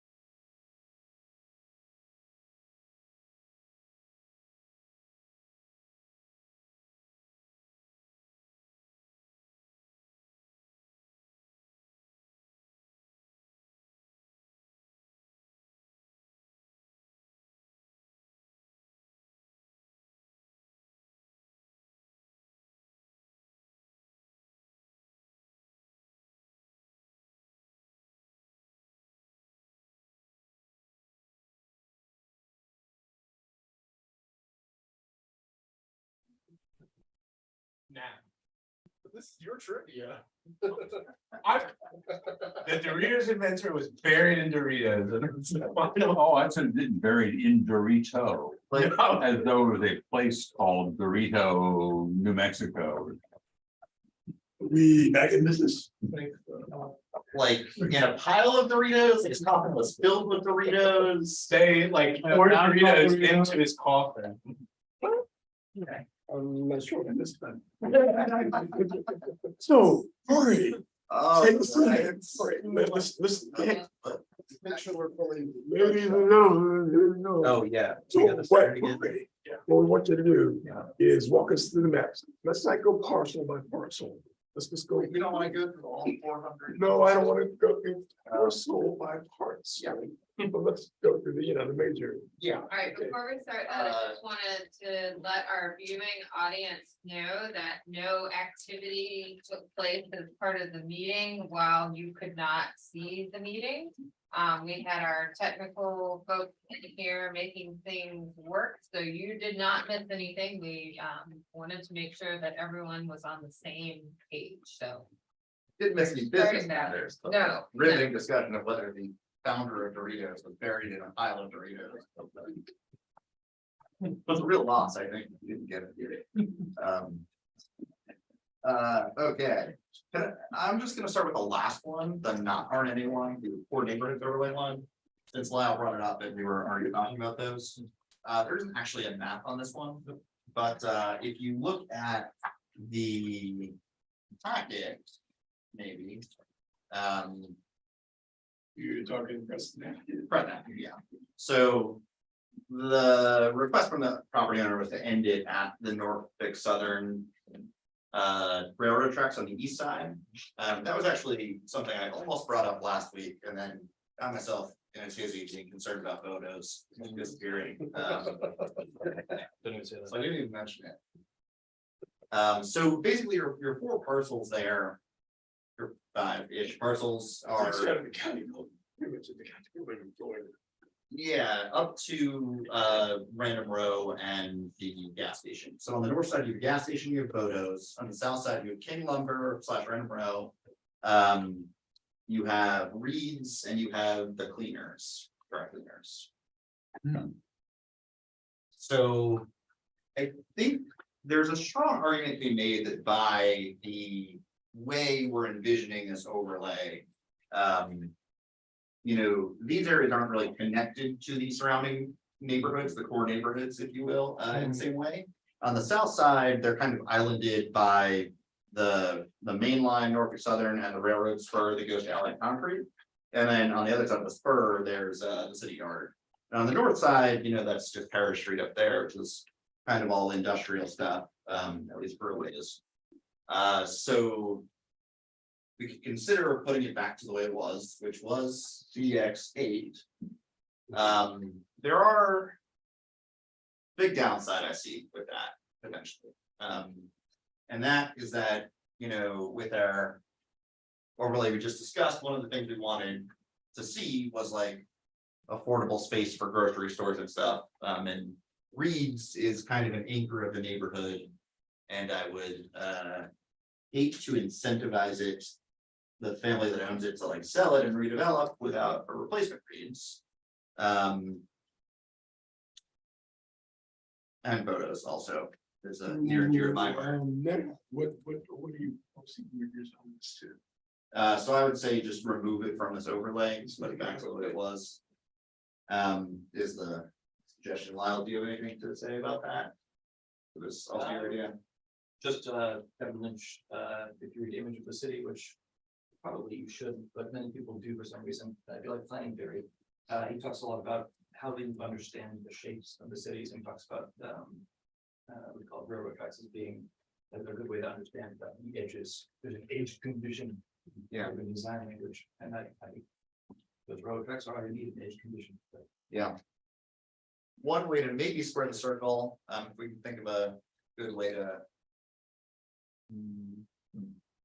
to justify it, maybe, is to say that the gas station and the Random Row property go up, do something else. I don't know, you, I don't have the basics, I mean, we're basically talking about the boundary, I think you can do it either way, do it to the railroad. And then everything beyond the railroad is restored to its previous zoning designation, or we simply restore it to the previous zoning designation.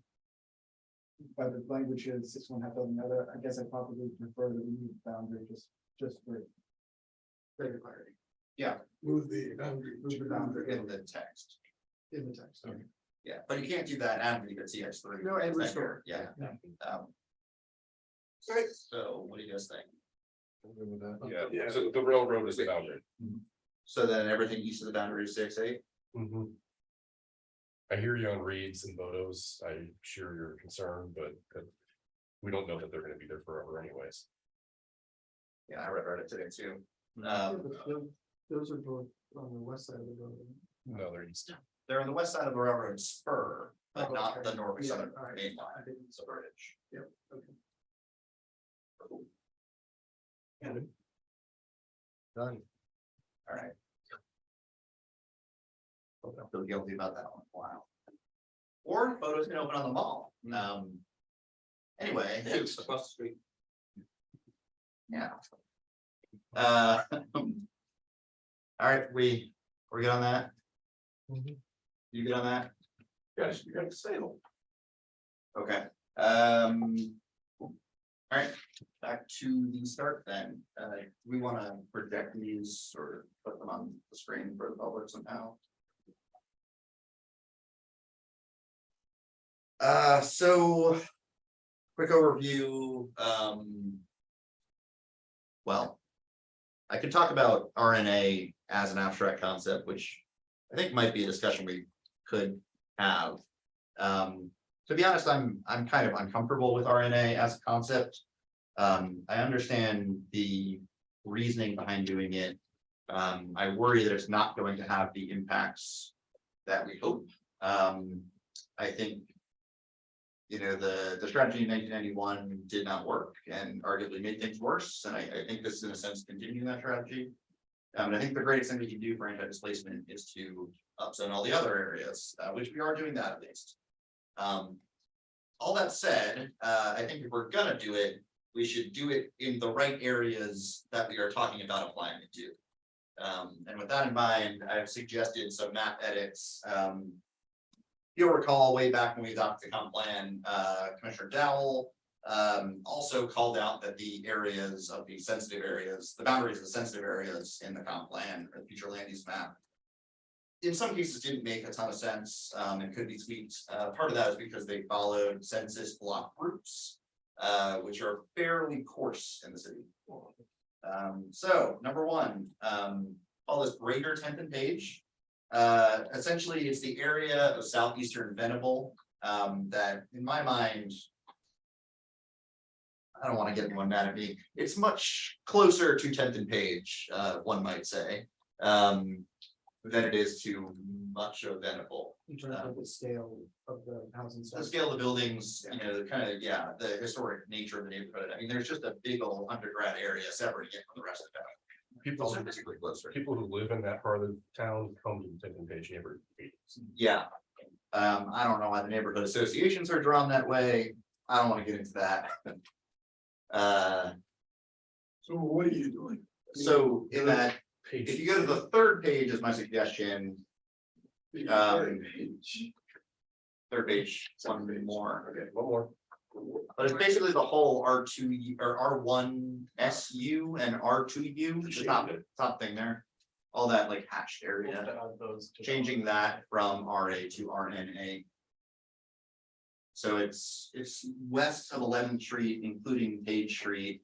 And then it's up to 13th Street, and then it's the Rosser Avenue neighborhood.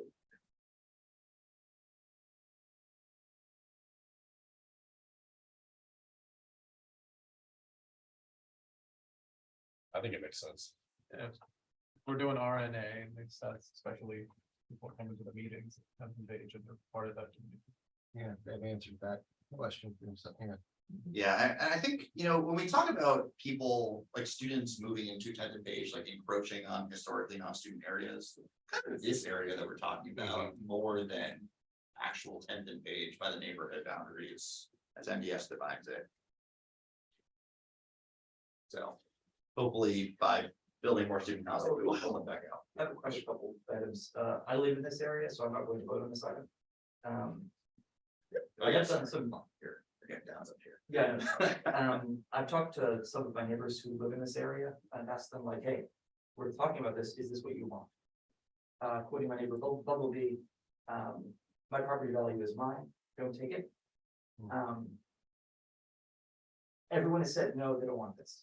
Where was There may this be one conversation now? but everyone tells me no. So when I asked what the constituency was, I mean, this was my question. Anyone? Okay. For RNA in general. Yeah. I mean, yeah, like I said, I don't think RNA is an unequivocally good idea, but that said, I mean, does your perception of the people on your block think that in a way that's different from the area that we've assigned it, or? I believe that's the uniform. Everyone I've talked to has said that. Sorry.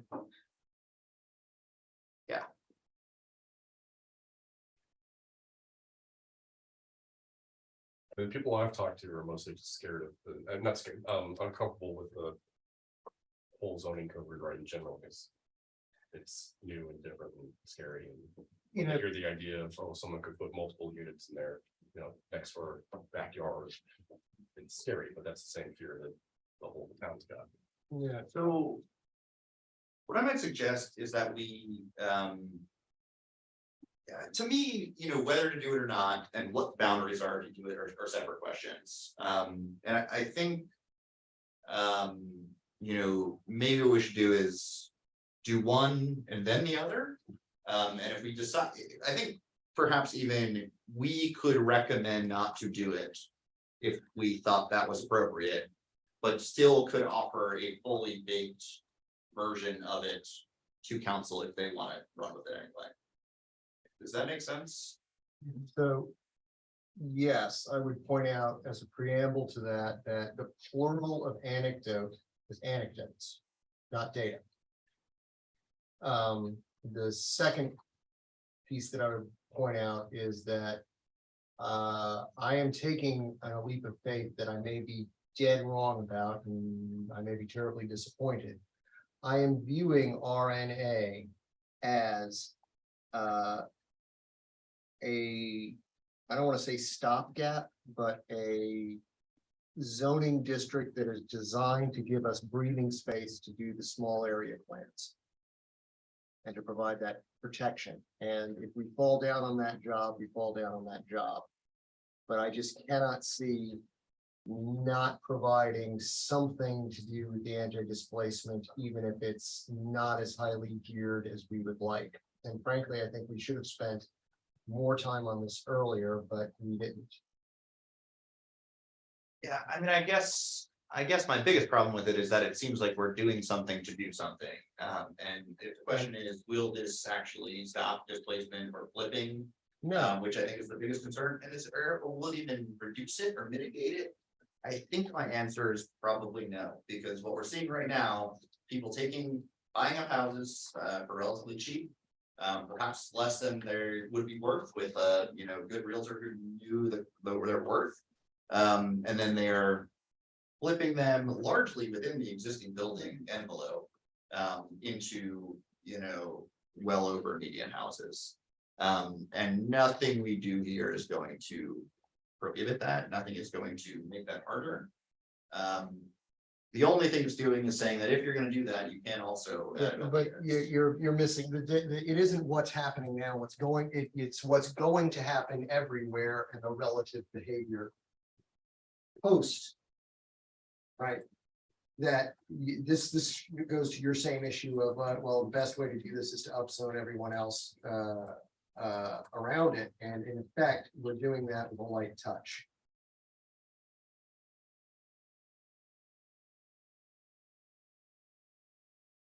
Now, I mean, personally, I'd like to have a much heavier touch, but we don't have the time to do it, so.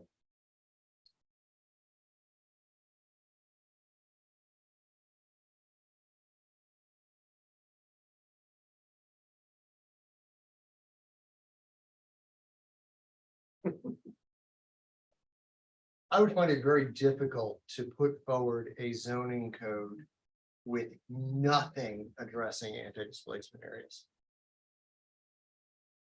And if city council wants to revisit the issue and juice up parts of it and tune down other parts of it, then we can watch that happen or argue it. I think the problem is you can call it an anti-displacement area all you want, but does it reduce displacement? The question is, does it reduce, would it have the effect of reducing displacement relative to the change that is happening elsewhere, not to what is happening now? It is in fact a slightly less of an upzone than the things around it. Do I think it's sufficient? No. Do I think it will be ineffective? No, I think it will have some impact. My problem is it could also be an anti-wealth generation area. I think that is, I think that is misplaced. I think that you can still say, that goes back to Rory's point that people are selling their houses, they're doing it within the envelope, and if that's gonna continue, that's gonna continue, so we can't have it both ways. So, I mean, I think that still reduces the wealth you get, because if you're saying your worry is that essentially that people who want to turn things into 3 units or 4 units with an existing structure bonus are going to outbid the people who want to flip it into a high-end house. No, So that's going to reduce the price they're selling it for, or could sell it for at least. And then at the same time, the thing you get at the end is either a bunch of smaller units that are new and not deed restricted affordable, but generally smaller and ceteris paribus affordable, like all else being equal, or you get a flipped house, a single flipped house. And what we're saying here is eliminate the one possibility and force it into the flipped house possibility. I don't think it does though. I mean, those, all right, so I mean, 2 things are happening. One, those flips are happening, the argument is going to continue to happen. We don't have a zoning mechanism to stop that. I think And do we Because want to? zoning The is answer is no. the only zoning tool you can do to apply that, to fix that, is to provide houses to meet that demand elsewhere.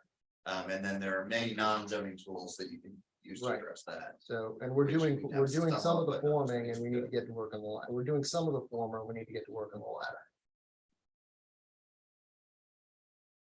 Because that's the whole point, right? The up zone that you provide, the ability to build more units elsewhere.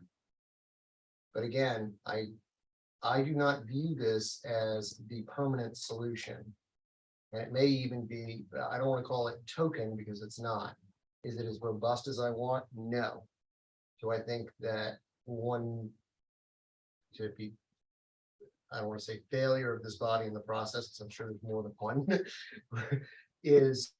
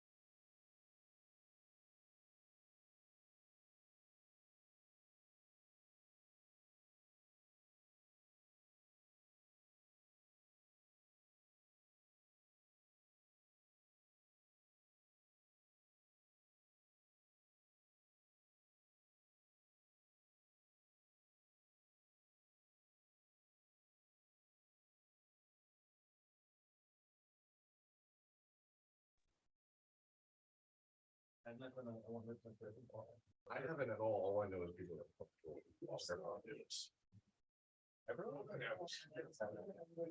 Make another announcement.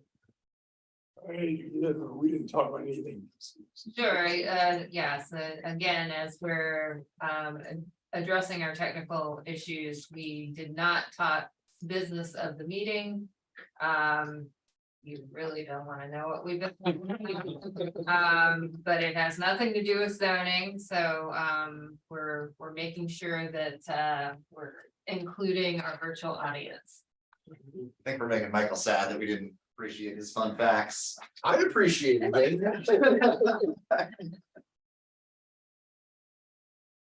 So let me offer up a proposal. This little frustrated that we're just getting to this level of detail on this today. But why don't we continue the work on that? That this RNA is going to exist. Let's continue to talk about Rory's recommended changes. And let's make a recommendation based on this, and let council wants to go another direction, let them go another direction. Because again, a lot of the folks that I'm talking to are very keen to do something like this. Not talking like folks that you're talking to are keen to do this as well. And the counsel that I've been giving them as well is that this is not going to be forever. The intent is to get to these small area plans. And I think one of the first ones that Mr. Freeze wants to get to is Preston, and then to Cherry Avenue. Is that accurate? Well, I mean, Right now I'm focused on 10th and Page. Right, 10th Page. We will make a decision on where we go from there. So let's keep working on this and making a recommendation based on what we got here. Cool. Can I ask just a question on that? Just because I don't know, are we hearing from all neighborhoods that are on here that they want that? Because that's a big. Like, I don't want to have to force it down everybody's throat. The neighborhoods are Rose Hill, 10th and Page, Bightville, and potentially Bridge Street. And the option you got is just to leave it as it is, as opposed to doing expansion, doing alterations as have been recommended by the commission. So while we're discussing the ones that we're identifying, do we have, can somebody give me a coherent explanation for why the Meadows is not on this list? I mean, we have heard from Meadows that they do not want, like, Who's- what they want from their president. All right, because I've spoken to 5 people in the Meadows who were not approached about this subject at all, who are informed people. I mean, they're not. The people who pay attention, so they weren't asked. So. Right, Rory, I think you were. Oh, we hadn't learned. Greater 10th and Page, does it make sense, how do you define 10th and Page if you were to do this to 10th and Page? It is the origin. Yeah. Let it know. Yes. Oh, sorry. That's right. Go to 10th and Page, Bightville. Couple changes in Bightville. First up is the what I'm calling / maybe officially called the Forest Hills subdivision. It's lumped in to a census block group with Prospect Orangedale, but it's across the creek and across Forest Hills Park. It's characterized by post-war development with larger lots, more akin in size to our large lot R1 zone, though it is zoned R1S. Generally speaking, the houses here are valued higher than most of the rest of the neighborhood areas we're talking about. Though there are some duplexes that are relatively affordable if you divide the assessments by 2. I would suggest moving this pocket, and if you look at the zoomed out map, it very much does appear as like a pocket on its own. That I think doesn't make as much sense to keep in there. So I would move its RA. This is everything in the tract block group 3 is essentially. No, I mean, only the Only the highlight. northwest part, Yeah, yeah, only the only not one you Prospect call it. Orangedale. What are you moving? So this area, all this area essentially would go to RA. And this would stay in. So it stays in, so it's staying in as Rock Creek. Orangedale Ave, Prospect, with the big map. that's what we're doing. Say again? So So what we're just- jumping in is the Orangedale, the Prospect, the Yeah. Forest Ridge Road, the Rock Creek Road. Yeah, Right. just the Yep. hatched area here. Yep. If you have the. It's printed black and white, so it's not. That is, Is this map that is on the share screen? yeah, that's my map, I think that's fine, I was just gonna say, if you look at the totally zoomed out map of Pikeville, which is actually this page, yeah, sorry, it's not as obvious because these colors are just ridiculously similar to each other, but I'm not gonna make color recommendations, it's this pocket here. Gotcha, Yeah. Great. got it. Sure. Cool. Next up, is the Valley Road Extended area. And this is sort of Valley Road Extended and North Baker Street, that's sort of the issues here. Right now, the neighborhood boundary as it's typically defined ends at Valley Road in the middle of Valley Road. And so you get a situation where you don't have light facing light, you have Eastern Valley Road. The eastern half of it is in RNA and the western half is not in RNA. So I have 3 suggestions, and I will tell you which one I sort of recommend. But the options are basically make the western half part of RNA, make the eastern half RA, or push RNA even further east to sort of the core of Pikeville. That stops at Patton Street at the end of Grove Road, where all of this gets moved into RA. And my reasoning for this is that so Valley Road does have a bunch of a lot of duplexes and relatively more modest single family houses that sort of might fit the definition. North Baker Street, not so much. Those houses there are closer to the city median. There are a few duplexes at the very top. And we are already adding a lot of parcels here. So I think it depends on how you think about how you want to define these RNA areas. Is it the core neighborhoods and like the historic core of those neighborhoods as we've kind of named it after? Or is it any random street regardless of where or when it was developed and exactly kind of what its physical characteristics are if it has relatively affordable housing on it. I think similarly to if you guys read the whole document, how I use the 10th page historic survey boundaries as a kind of decent definition for what we would consider 10th page in a sort of cohesive cultural sense. If you look at the Pikeville historic survey, that one really only extends up to that kind of upper portion of Pikeville. This is like western Pikeville along Grove, right? And then you still have the whole area of Pikeville east of Roosevelt Brown Boulevard, but we're talking about way over here on the west side. So 3 options.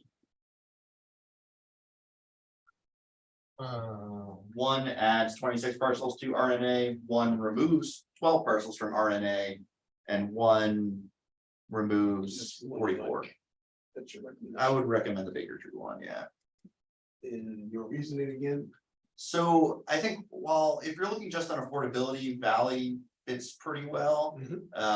Baker Street a little less so, and so you're kind of bridging that gap with Baker, kind of ignoring Baker in a sense. And also if you look at the other way to look at it, which is like the historic core of the neighborhood of this core neighborhood, as we're calling it. These areas were developed separately and later from the rest of the neighborhood. So you're saying you're suggesting the North Baker Street.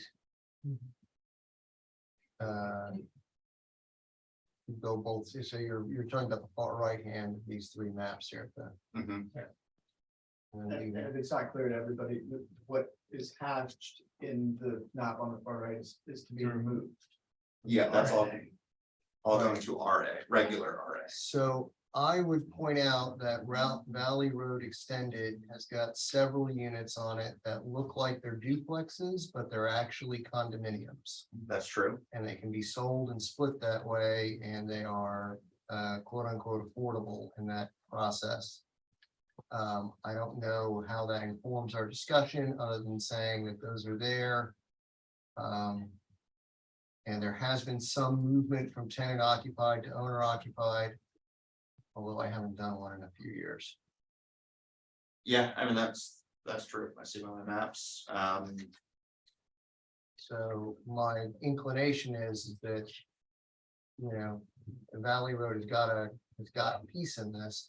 Honestly, I can't remember which side of the street, which ones I did were on. The condos are on the west side. Others on the west. Yeah, as I recall. Here, I can pull that up for you. That's right.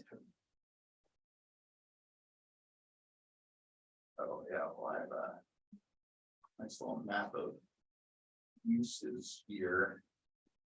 So this, it's a little hard to see here, but you can see this line is the neighborhood line, aka Valley Road. This pink blob are the condos. There's so on this map, it's these ones that have that L-shaped lot running behind it.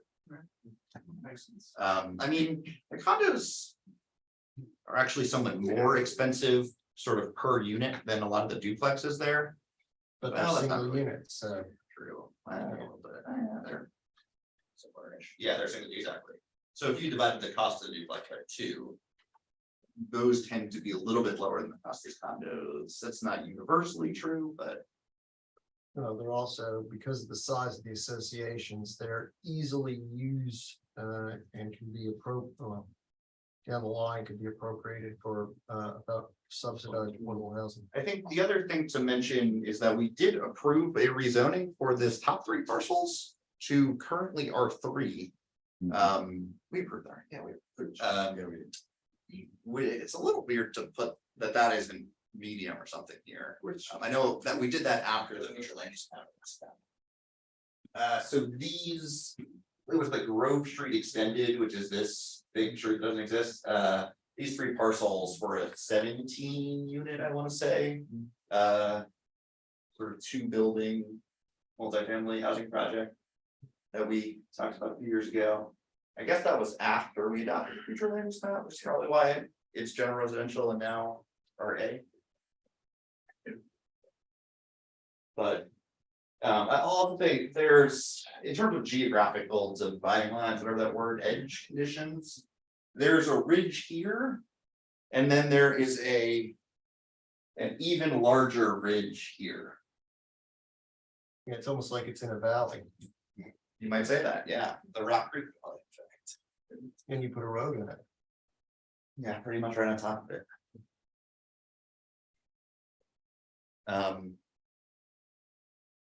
So now, which one do you like? I mean, if you have to pick one.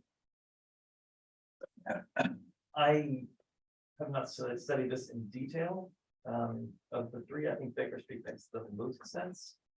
For geographical reasons and for reasons of just cost and similarity.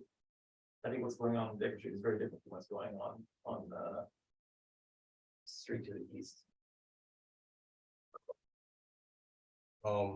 Yeah, the third one on the right.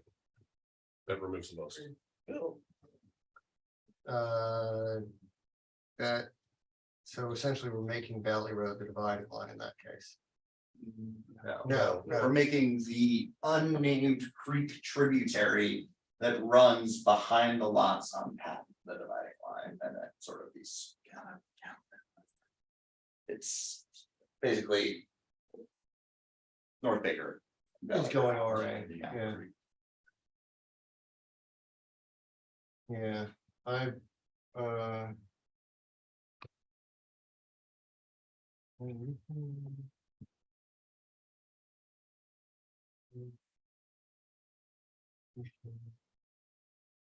yeah, I think I'm looking at the middle map. That's my preference. I think. And I would go with last Baker Street. So 1, 2, 3, 4, 4, 5, 1. So I think it's pretty. Cool, and actually, while we're here, do we want to do something with that area, or, I mean, they have vested rights from their rezoning, so I guess they can still run with that, it just seems a little weird. Yeah, Yeah. weird. Of course, the complaint doesn't call for it, That's all everything. yeah, do it in or something nice to hear. All right, next up, we have Rayon Street, some of you guys may remember this from a critical slope waiver, that is not actually part of this, that's that top parcel. That was 3 AM. 3 AM? Yeah, that was 3 AM meeting. Huh, That was a big night. I wonder, I don't remember it super well. Where, okay. So this is the bottom of X.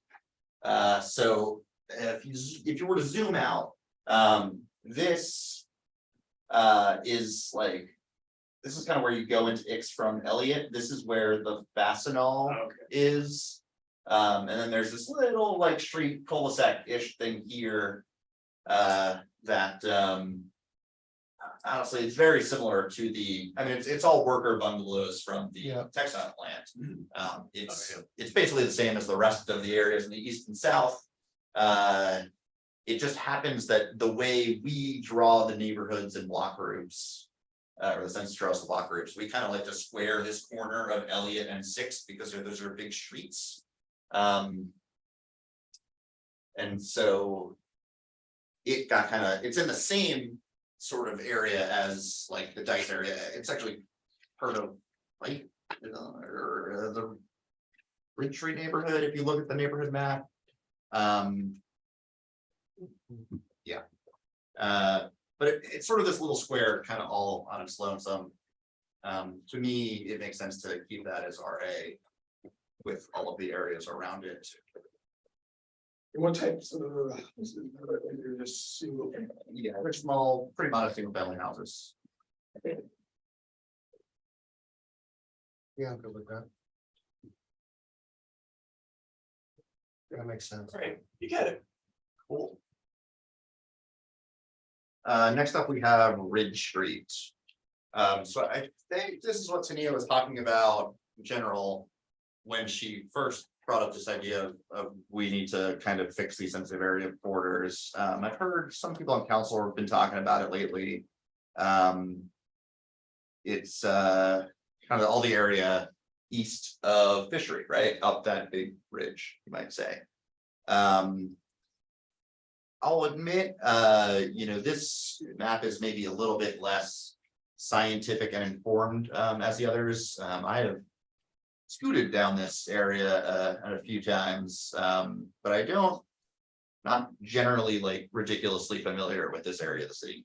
But I think this is mostly looking at, kind of year built and distribution of house values. This is my kind of stat for a reasonable map of the Ridge Street area. So I've scooted this too, and to go back on, the plural of anecdote not being it's anecdotes, not data, but I think I generally agree with you on most of this. I mean, I'm sure we're gonna disagree on maybe the exact edge of it, but we're not gonna have that conversation. Right, folks? Yeah, I mean, this whole area is kind of also difficult to map because there's a whole lot of like random new development houses and then also like new developments kind of sprinkled right in the middle there. Like this big red blob is Paynes Mill Road, which is a very recent by right development. You have Burnett Commons, obviously. You've got Brookwood, one of the brooks down there. And then you got just random expensive houses right in the middle of modest houses. So I gave it a shot. Pretty much ideal buffer.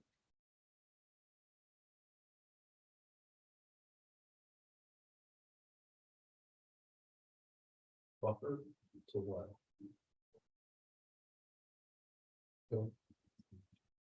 Oh, he was talking about the high end development, the last place he was talking about. Brookwood, the one that goes down the hill. Yeah. Have we talked to anybody in Ridge about this?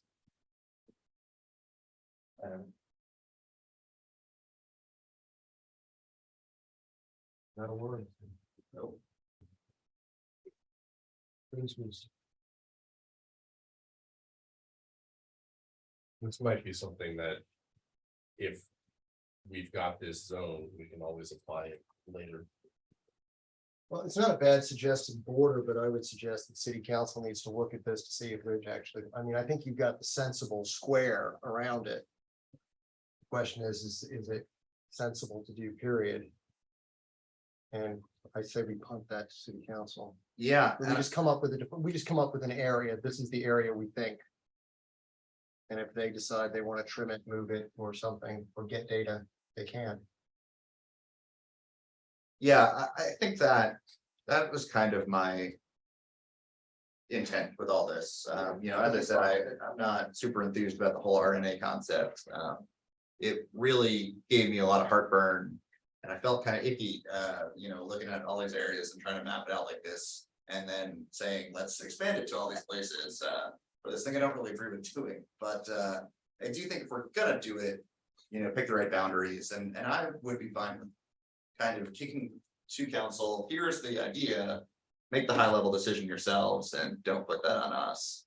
Because I mean, I think if we were to hold an up down vote on this, which I think maybe we should do, I would probably vote not to have them at all.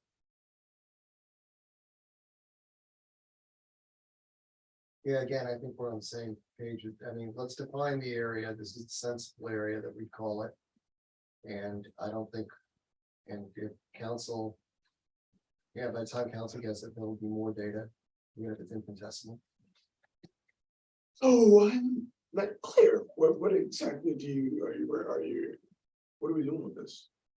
I hear you define the area, what beyond defining the area are we doing with this?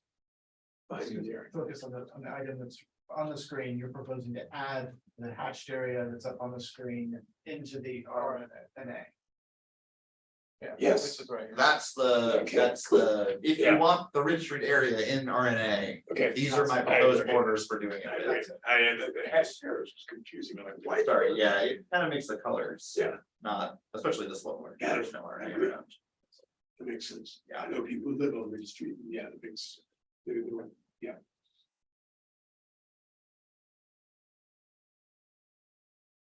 So we're good with borders. Yeah. So, those are the borders I had. I did want to raise the idea sort of floated last time of allowing 2 units with the existing home preservation thing. I don't have a sheet in front of me, but I think it probably doesn't need it. You know, the biggest way that an existing homeowner can leverage their parcel, especially a smallish parcel with a, you know, backyard that might only have room for, you know, 1 building, maybe, is with the sublot and lot split concept. And I think if you're wanting to maximize the way that existing homeowners can, you know, tap into that value of their land and not leave their home. The best way to do that is to give them the opportunity to, because, you know, most people aren't gonna literally like develop that backyard thing themselves. They can sell that as a buildable lot, to someone else to build a duplex, or now we're saying an accessible unit. I propose a duplex, whether that's 1 unit over the other. In some cases, you might be able to fit 2 side by side. You're squeezing more units in. What designation are we talking about? RNA. Okay, thank you, Sorry. okay. Yeah, this is all about RNA. Are you suggesting the base goes up to 2, or are you suggesting the bonus for the existing structure preservation goes up to 3? I think the bonus goes up to 3, probably. Yeah. So that's what I- one by right attached, and you can. Yes, you're getting rid of the attachment thing. So I mean, you know, one way to put it is you could do a basement apartment. Not that, I don't know if there are a lot of basements in many of these places, but It's a serious hills though. goodness, might build, you could do an internal accessory apartment and an external accessory apartment. Or if you just have a decent sized backyard, or even a relatively modest backyard with 2 stories, you could sell it off for someone to build a duplex on. And that way you can just do a clean sale of your land, keep all that money, be able to pay your taxes, stay in the neighborhood, etc. But I'm amenable to that if we keep everything over. We keep everything over to an affordable still, so at least one is affordable. Well, that's not changing it at all. No, it's fine, right? Yeah, well, I guess you're right, is it really? Just as what's being proposed is, right now it says 126, it would say 136. Yeah, so you still have to keep the existing house no matter what. Which I think preserves the physical characteristics of the neighborhood in a lot of ways, and then you can add 2 units if you like by right, and then above that, affordability is required. So it's a little bit less restrictive than the currently proposed RNA, which makes me feel a little bit better about the moral ambiguity here. Did we ever define with an existing, like how long a house has to be existing? First 25 feet. No, that's How long? time. Oh. Chronologically. How long? Yeah, I got it. No, it's actually set up, as it stands, it would be the, at the time of application. There's a CO on it, on time that it's applied. All right, So theoretically, someone could tear down their house, build a new one. And then apply later to do, Well, look, but, yeah, I don't know why that just hit me. I mean, that does. it will, because we're talking about the challenges of anything that's existing has to be defined.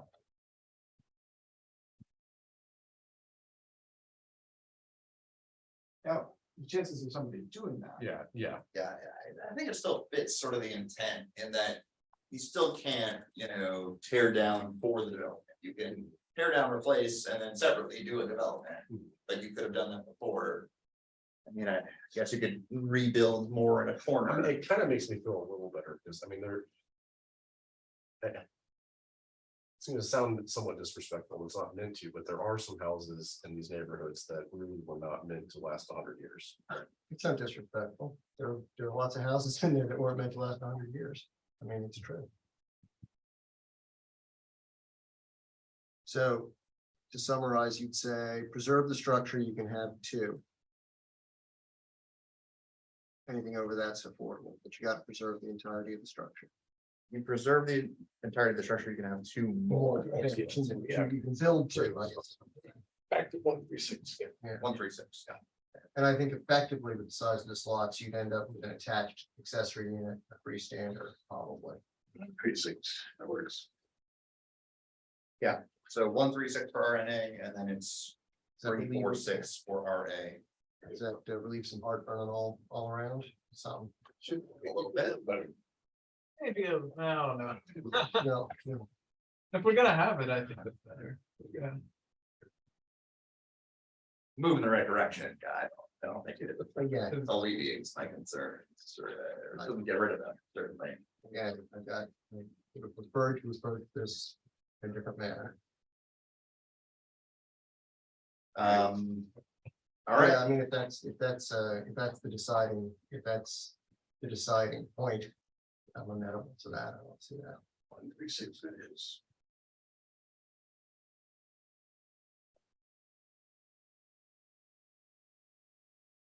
Oh, and I'm going to ask Mr.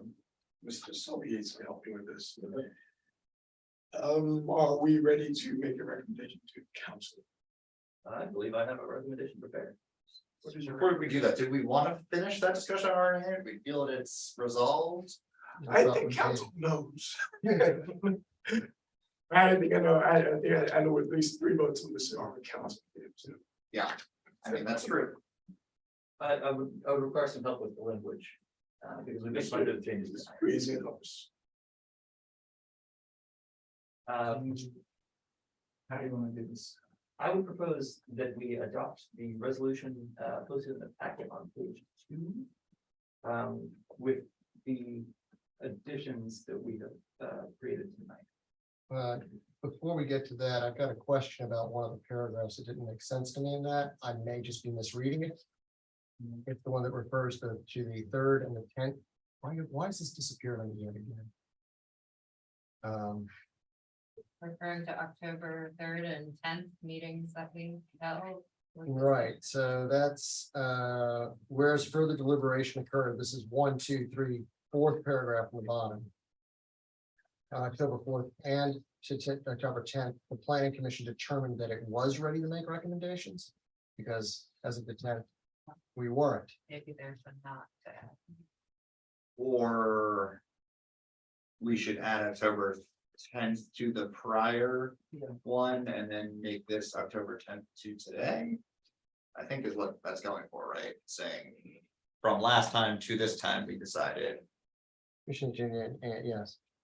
Then a work session on October, so the following paragraph above, whereas blah, blah, blah, session on October 10th and another session, October 4th and another on October 10th.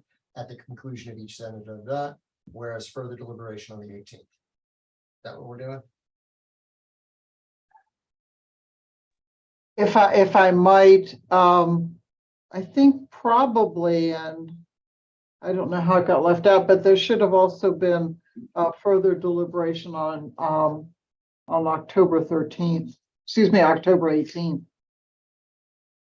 Yeah, I'm proposing that we put that in the paragraph that refers only to 4th and 10th. Okay, hold on. Yeah. I think I've got it now, then I'll put it on the screen in a second.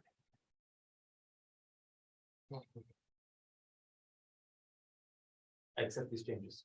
We're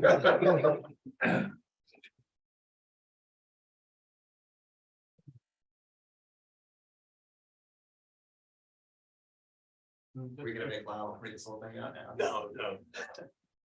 I think, doesn't it, I know, doesn't it actually need to have both the 10th and the 18th? 18th, yeah, we do need 18. No, Yeah, actually, it's showing up in the next paragraph. To the 18th, the copy that's in your packet Got it. does not have the 18th in it. So we did so we added the 4th to the 10th and then switched, blew out the 3rd and the 10th from that next paragraph and substituted the 18th. So if we just change that to continue to October 18th. Well, it would be work session October 4th into a work session October 10th. And then at the conclusion of each session, the commission determined they needed additional time. And whereas following further deliberations, the meeting continued on October 18th. So it picks up the 18th, maybe not as smoothly as it might have. But if you're looking at the copy that's actually in the package that came to you, it's missing the 18th. All right. You did enjoy it too. Yeah. You could. Yeah. Okay. Would you like to? Sorry to be snippy, but that's actually seemed to be relevant. I'd like to make that motion. And then, Chair, do we need to read off each of the amendments from today as part of this motion? Actually, unless somebody's got a printed copy of it, you should do that. Do you have it in a format that you can show everybody as the document? Otherwise, you would probably have to read them off. Do we take 5 for you to Maybe work on that? maybe we can type these up. real quick. Can you do that? I don't know how close you are to it. Highlighting the decision point, Yeah, except for the ones on there that you're. okay, we can type this up real quick. Thank you. Be in recess for 5 minutes, which usually takes less than 10 minutes. You'll break out the champagne. Just open it. Hey, Lyle, you may want I to can- help them since your notes are so good. Well, they look like Okay.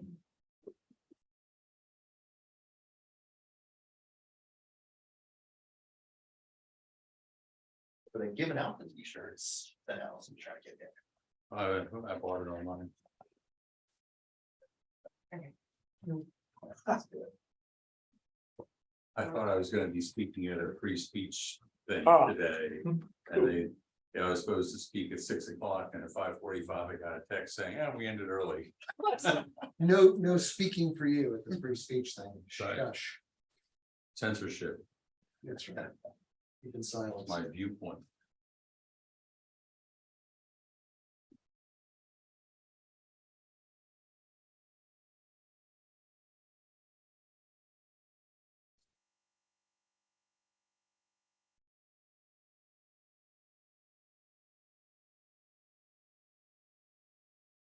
Second page of RNA says RNA. Sorry. I'm still. You can back in the Oh, you gallery space. Yes, you were crowding her. Well. be Cautious. All has been abandoned his chair abruptly. Oh, God. I had a friend with a gift of that. It's gone everywhere. Oh, really? For all my friends, at least. I mean, yeah. And somebody got the, pulled the video? Yeah. Been texting that around a couple times. What's the? I did. I just want to make sure that all. I didn't have this. I thought it was funny. I have attention to it. It wasn't people saying. Yeah. Up to 2 units. is fine. The worst part was the shirt I was wearing. Someone on the BAR saw the video and they were like, "Were you wearing a shirt?" Because it was pink. Mhm. And Yeah, yeah. Oh, so it's sort of. especially on like the grainy video. Yes. Yeah, so No, I got a bunch of questions. Where did you like fall out of your shirt as well? No, it was a pink check shirt. It just looked skin tone. Here, straight.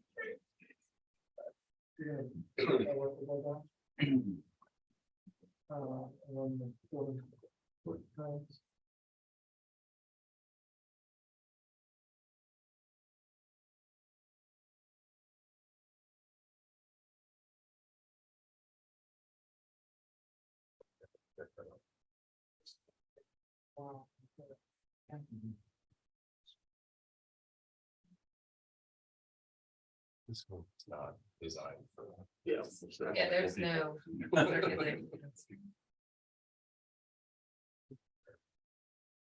Okay, yeah, I think that's right.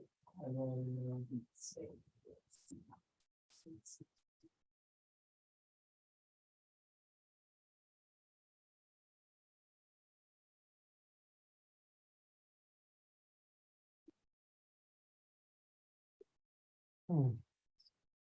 Okay. Work, here it is. Equivalency. I'm just ready to.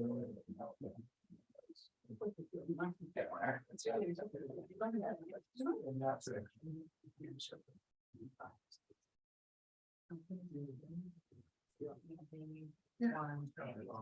Just wearing today that God's like dramatically up, I think we'll probably need a replacement surgery. Like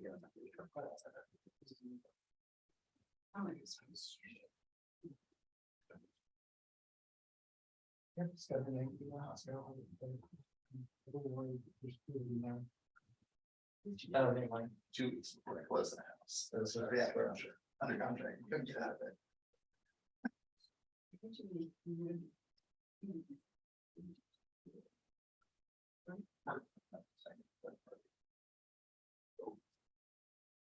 that's why I actually want to go on this. Yeah.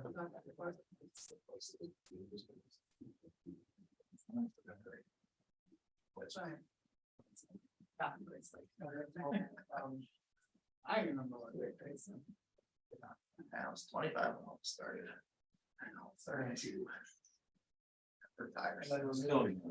Young sprout. Yes.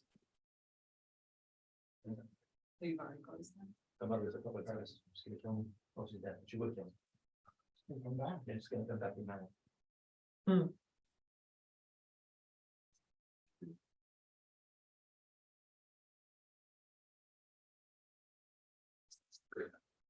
Push me around. Yeah. All right. That's under required surgery, but we'll see. All right, let's go to. Originally they had said like 6 months to a year later, so probably like late next year, mid to late next year. At least there's any time, not that it'll make it any better when it happens. Yeah. Maybe you get a chance to get it straight. Yeah. Right. So you can Well, But that stride should in still- and sit down. All right, let's do this instead of, I want my mom in, right? February, it's really weird. That'd be nice, yeah. But then you have the risk of just Slipping wipe on out ice. on somebody, so you shoot it all over again. I know when you originally agreed to the afternoon speaker, then. That's what they mean. So I can't really find it. Continue on it. And see at least 30%. So, but you know, the report that we found, it's something like 422. Yeah, my Okay, boss. so that was the language. COO, is, Yeah. he It was very, you know, it's kind of- some guy was ankle right around the same time. He's one of those. But how about You know, yourself? somehow me, I just use this, use the. I use that for long. What happened originally? I was on a scooter on West Main. I was looking in my rear view mirror for too long because my girlfriend was behind me on a bike. Because she was like, get out of her. Yeah, she was fine. And the car in front of me, who I thought was long gone because he was already speeding. When I looked up, he had stopped at a crosswalk like 10 feet in front of me. So instead of crashing into him, I bailed off the scooter and jumped on my leg at like 20 miles an hour. So Is that everything for this? drove the shit up, just kind of broke everything apart. So, that's-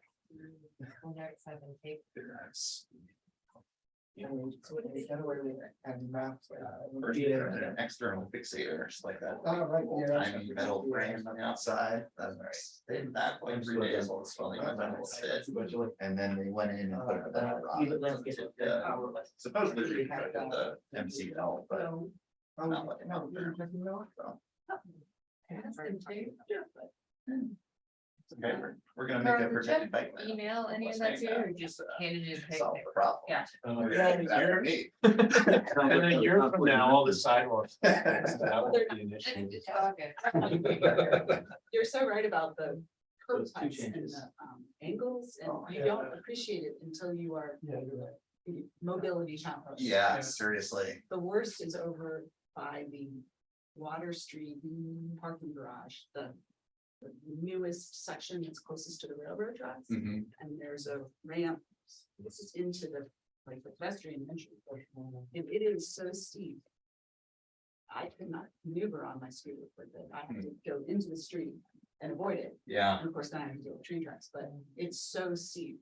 Yep. And I never thought about this. Yeah, there's a part right in front of my building where there's a curb cut for no reason at all. And then like on the uphill, 'cause it's already on uphill and then it like the flare gives you more uphill. And like in the wheelchair on my own, I like very nearly like went over backwards and bashed my head. Well, I don't understand. the What geometry of historian that, for- but I think the biggest hurdle we've had trying to get great sidewalks is the fire department. Really, Yeah. is that even on like driveways? It's on. Yeah, I guess it's technically like a driveway into a parking lot. Probably about That's their 7%. issue. What's their issue with it? I think it has to do with their fire engine equipment coming in. And you have the sidewalks. Is it coming out on something? I think they're set to some sort of set of criteria or model for that. It doesn't really apply anymore. Yeah. Because I mean, a modern fire truck, Doesn't fence, matter. it's closer to a tank. I mean, fence is not a problem. Curb, I'm going up on the curb. I'm knocking over your shed. Sorry, it's done. Okay. Maybe they're just very concerned about doing any damage whatsoever to your property while they're risking.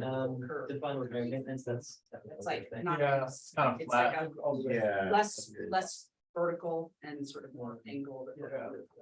Yeah, all this. I mean, one benefit of like the greenscape stuff that Module 2 had, is like, I feel like when you have that room to play with for the sidewalk, is that you can put the, cut in that part where the grass is and keep the sidewalk part level.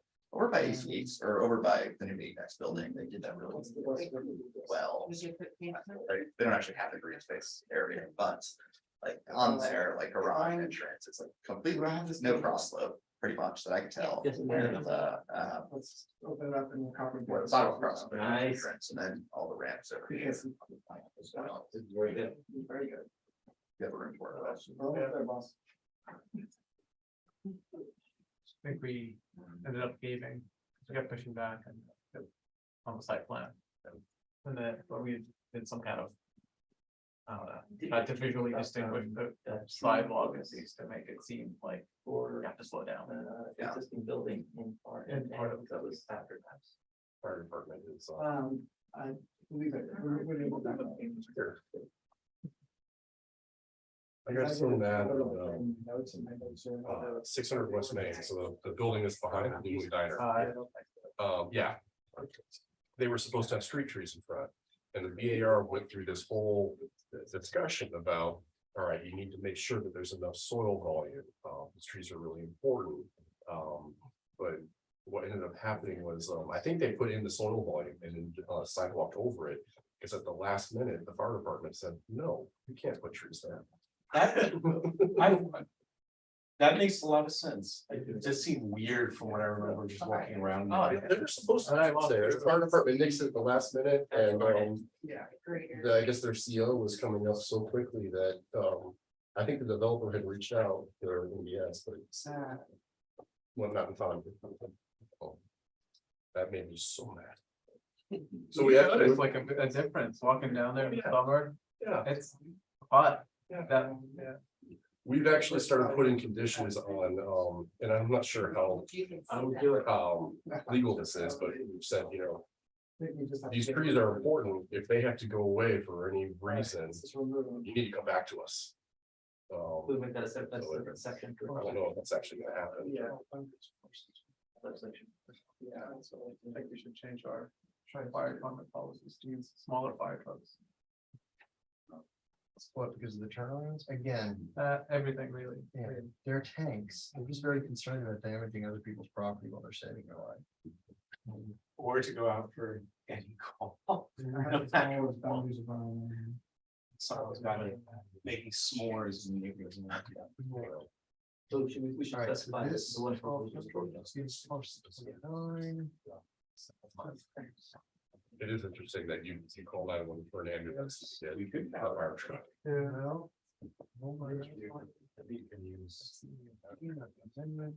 Because they're more fires. They're faster response time. Yeah. Well, they send whoever can get there first. Good. I guess we're probably doing the police department, fireball in the neighborhood. The movement. Yeah. We would make that. About 1980. Yeah. For your time.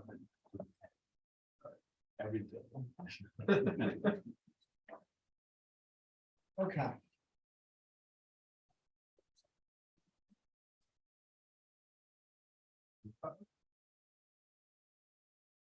So that's. Do I have parcels for now? I can give you the parcels. You give me the parcels for I now? can mail that. Fit on the. You know how hard it is to make these demos hard on the page for actually, well, why the parcels are also. Well, here yesterday. I have he hasn't said anything to me. Alright, so the east side and Whoever Baker in your office allows rounded dimensions needs to have a talking to. Because that's, Other dimension strings? oh, yes, the entire model, every single, everything is at a 1 to 256th of an inch. I mean, it's, there's not a single round dimension in that entire process. I'll say that out loud. So that's. It's okay, because it's, you go off the printouts, Yeah, so, but or like. there's like this, I wish I had the OCD that like I had a clean house, but instead I have the OCD that this is just making. So like big salsa. I don't know a lot about how the project model evolved, because I was like part of the team, but It looks like it had been multiple projects before. Yeah, I think that's what happened. And then, Yeah. I think there's something good for These things take pretty long time. So Because Page the work session actually. I only had an issue with the RCP, but everything was at like a nice like 20 degrees. I have done some projects that I've opened up that someone else started and they're at some really weird angle. And then when you do, if you do any modeling in 3D, like there's no way to get an orthogonal shape. And the thing that I had to do once on a project before ever to like fix it was we had to rotate something where it's like, I think it was like 89.99 and dispose everything else. Yep. Slightly off. Yep. And they all compound when they only work on it. Can't do any dimension strength. Parallel exactly. Yep. I had that. Did we get the RNA header fixed in there? You know, back 20 years ago, That was a important. survey, I was doing a lot on You already sent it? Yeah. deal. Got a surveyor out there on Chesapeake Street. And he did the survey because it was something went from Chesapeake to Short 18. Or what is it, Short 18? Yes, it's right behind Chesapeake Street. And we're moving the lot line. The homeowner owned both lots and we wanted to move it so we could actually build on the back lot. And surveyor. Notice the discrepancy in the corners. So there's your 2 to 3. Notice the discrepancy in the compounded to every corner. For 2 blocks on Chesapeake Street, growing from about 1.5 inches to about 2.5 feet by the time we got to the end of it, because every block was just a little bit off. And then. I think that's Richard Tolbert.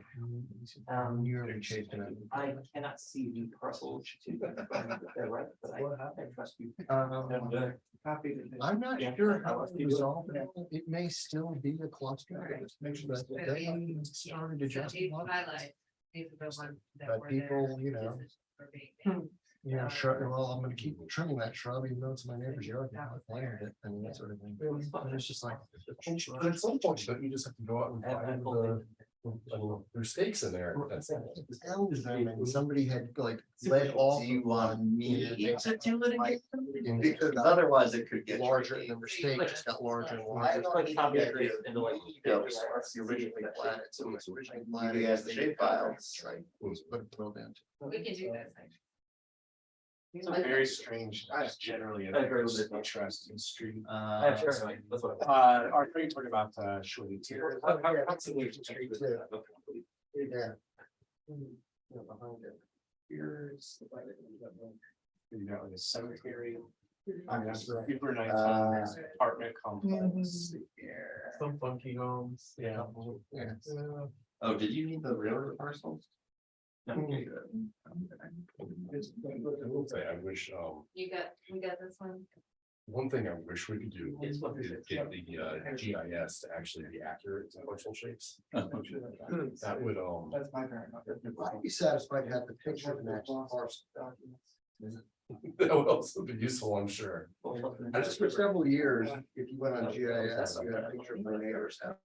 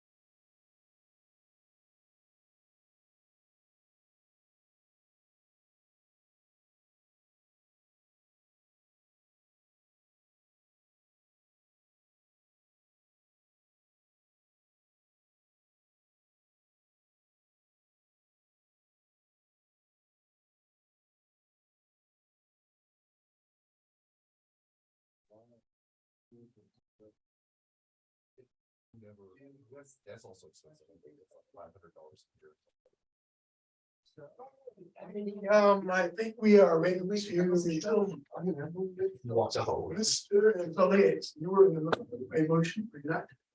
I was, that motion being, that we adopt the resolution, listed in the packet on page 2, with all the whereases, as well as, 11 amendments voted on this evening, which have been enumerated, in text by staff very quickly and great efficiency. Plus all of the map change. Did you say that? We're on the 11 changes. Okay, that was number 11. Right, we have a motion. Is there a second?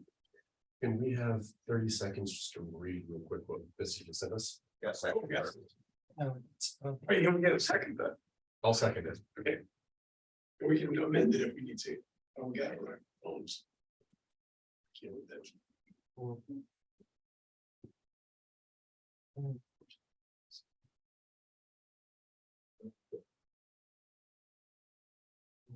All right, got it. More is it there? You actually did, yeah, of course, it's good. Some detail. Helpful. When you get to the next phase. Feel that number 5 is right. Like. Extend district to. Yes. Yeah.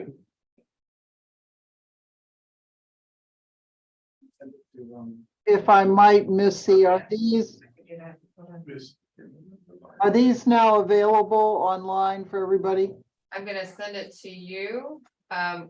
We are not gonna be able to post them online. That person's not here. But we Okay, will have them there as soon as that person is working. okay. Can you post it to everybody else who's beaming in right now? No, Can we put it on screen? Yeah. Okay, let's do that. can you do that, please? Thank you.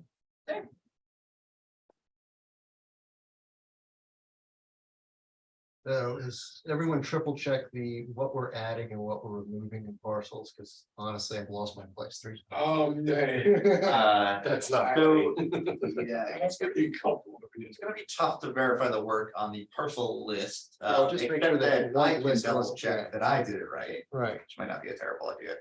I just want to make sure the ads are actually the ads and the withdrawals are actually. Real quick. I think we got that part from directly from. Yeah, we got it. All right, so you just got, yeah, you just copied. Gotcha. Valley Road looks right. I guess on number 7, we shouldn't just say remove art, we should say remove G. whole section. Yeah, what's better one? The entire line. Was it- Yeah, the entire line, number G. 7, say remove this whole line. Which, let's reference. We're gonna remove, Section. just gonna remove over section. Section 296 C2. G. Yes. Just say. Sorry, I just- Delete that. Yeah. Catch. I'm catching.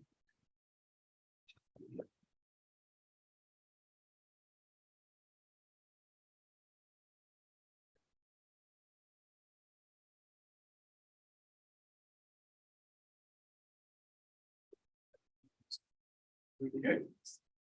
You good? Yeah, I mean, part of this I'm taking on pay, but Uh-oh. that's enough. Oh, wait.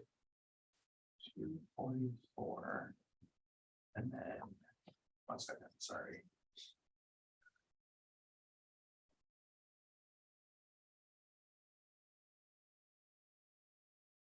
Eleventh Street looks good. Which, 11th Street, for the syndicated extended.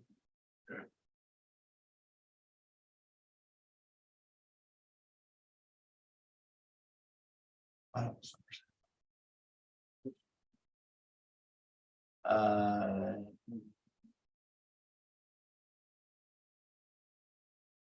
So. There are 420 parcels listed in all the sections of this document. In this document? In the motion document. If I added them correctly. And. Sorry.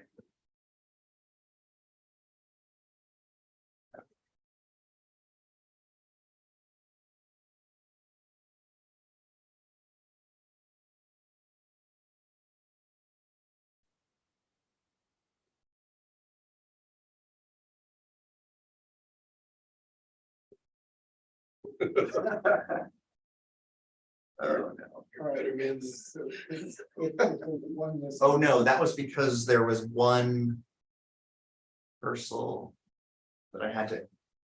Want to say I had to add it in manually because your shape files. Yeah. All the shape files from Seal Plans Together have always omitted. A bunch of parcels that are. Not contiguous, they just disappear, they're not there, or they're null. They're null in parcel. So they're there, they're just not defined the way they should be. What I'm hopefully hearing. Uh, Gonna make So Bill go ahead and be the different. example in this case is on the west side of 11th Street. There is, oh wait, no, I don't think that was included. No, what is that? That could be time consuming, but would it be Just it printed maps. safer if we also did a description of what we've modified? Perhaps parcels seem the easiest way, but, let me just suggest this, but why don't we look at the last. One on each section and see if it's just a copy and paste error where the last time I dropped off. If it's literally one, it's just.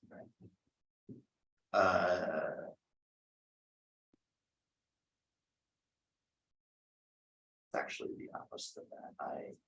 There's one more in me somehow. One more. Sorry. Is it possible there's a bit? I will. It's possible, yeah. Oh, boy. I can fix this. You have anything so? I can definitely fix this, yeah. I'm going to sort them. You read lines of code all day, every day, so. It's not. Let's see here. Properties. I lit it all.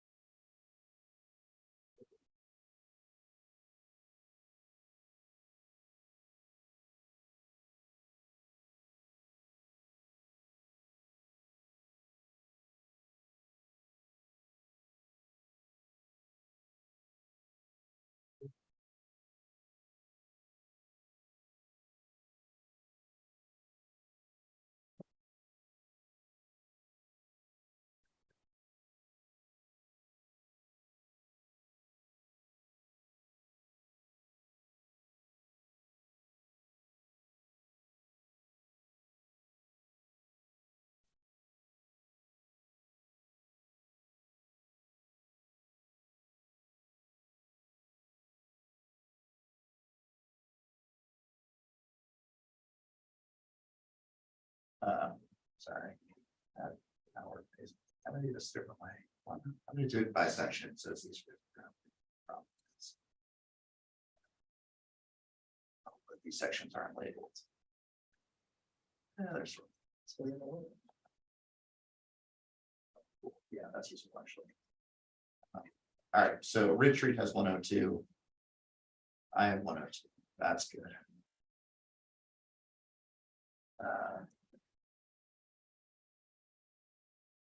Oh, did you get parcels as a, one of your items?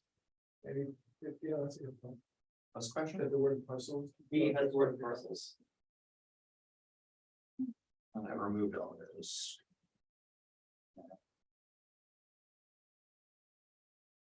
It's sort of manually edit those now, but. Sorry. Okay, we have 106. We by parcel area. Yours says 107. That's the problem. Uh-oh. It's the opposite direction. That's nice. Well, it's still true. It's No, there was one not extra wrong, but on. you did. Oh, yeah, wait, what? Oh, I didn't. This is your Oh cake. my God, how did I? Yeah, it's a corner parcel, it got kicked out there.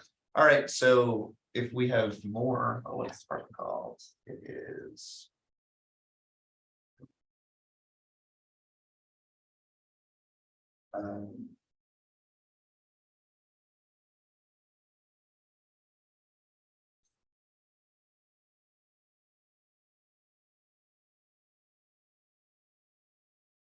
In the list, okay, I changed it in my shape file for some reason, somehow. Well, this is good. The list is good. Great. Right, Oh, I know that. now. so we have a motion and we have a second. Keep that, flip that corner. Ms. Creasy, are you ready to poll the board? Did you wanna We already had a second. And everyone's gone around and said they've checked. discussion and or? Oh, you want to talk There's some to Discussion suggestion about the RN. in the box. Did you wanna, oh, I go finish what you're. oh, this is not work, this is, I clicked this corner when I drew this box around Valley. Discussion then? Well, yeah. What? We could discuss that. You got It's like- something? Oh, yeah, I was gonna ask, we discussed earlier in the meeting, moving separately as a recommend, like the RNA is not part of the rest of the zoning ordinance, is that something I feel like I heard that? from other- We talked about it, my recommendation was, I thought I saw at least 3, 4 heads nodding, was that we go ahead and incorporate. Rory's suggestions, if we all agree to them, into our recommendation, into our resolution. Knowing the council does understand that there is some disagreement on our board relating to the RNA. And we just let council deliberate, understanding the issues we've got, but if you like to do something different. Is there an avenue to do something different if we wanna tell council to look at the RNA the way we have drawn in the map, but not necessarily include that as part of our baked recommendation? No, I mean, all of it is subject to their. Yeah. It's about signing your name off on something that you might not want to, right? I think you have the right to offer up an amendment to Mr. Solidate's, I'm just throwing it out, yeah. but you then have to get someone to support your amendment.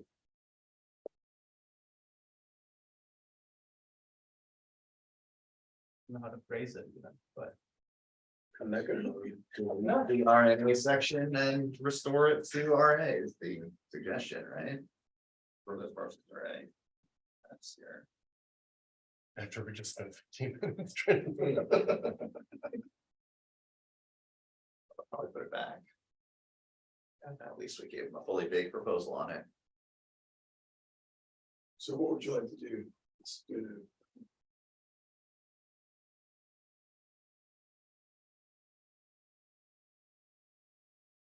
yeah, I'd make an amendment to remove the RNA for to leave it up to city council. It's gonna be up to city council anyway. Yeah. Okay. Oh, we're gonna remove things we don't like on this, right? Yeah, you know. All right, go ahead, I got one more. Okay. Let's go. Hold on, I got notes. What would you like And to do? you mentioned that it was anecdotal, but I didn't also hear that, it's anecdotal on both sides. It sounds like, So I'm still, what do you want me, what would you like? I to do? stand by what I said. I mean, is there an amendment you'd like to make? I don't wording this, but that amend. Removing RNA from the map. And I guess, is there another way we could do it where we keep RNA but change it to match RA? And then they can tweak the dials the way they want it to. It's I think we want to give them the dials that we've already tweaked. If they. Yeah. fine, well, I'll. Keep it the way it is then. Okay, so we have, No, nothing's changed.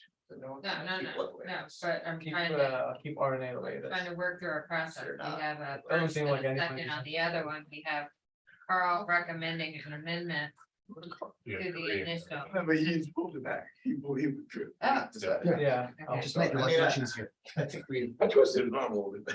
hopefully council will have listened to this discussion and. I think several of us have made our thoughts clear on it. We'll be in the minutes for posterity, at least. We've got to deal with it 30 years. Is there anything else you guys would like to discuss? Going once, twice. Going. I'm not a member of the commission. No, I'm not gonna, you guys have to do this week wrong without feedback from council. I would just like to note that if we do find ourselves in a multi-year delay, that we need to revisit this and fix this. This is a I temporary. think that's, yeah, I agree. I agree with you. So is. Maybe just, would it be worthwhile to council just to note how many of us are uneasy about the RNA? I don't know if that helps you guys or not. I mean, I'm in that category as well, so I think that's 4 of us. I mean, more people than not.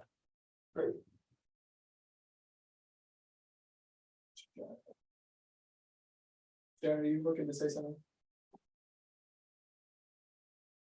I was waiting to see if I understood what the motion and second were on the floor and make sure there's a vote by each member, so. Yep. That's why I'm lurking. There is a motion and a second. The amendment was voted but withdrawn. All right, Ms. Creasy.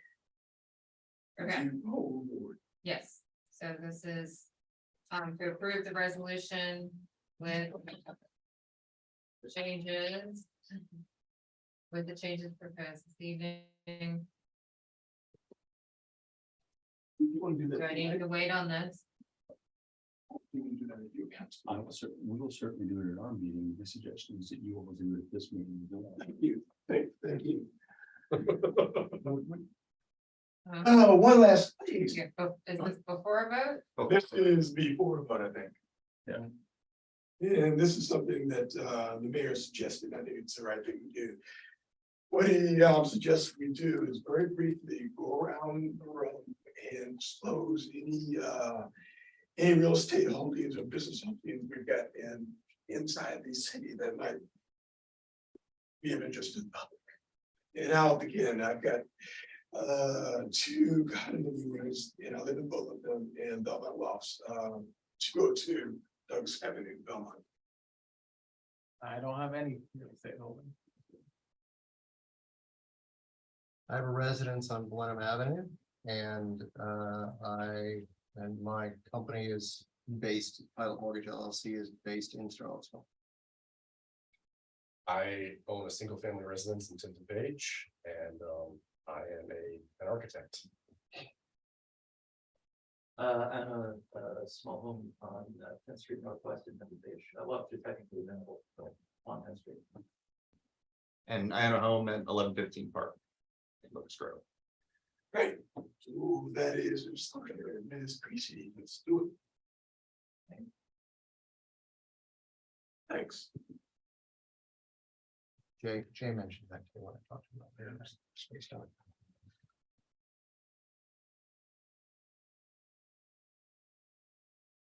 Okay. Mr. Solis. Aye. Mr. Schwartz, Yes, Mr. Durazio, Aye. Mr. Habab. Aye.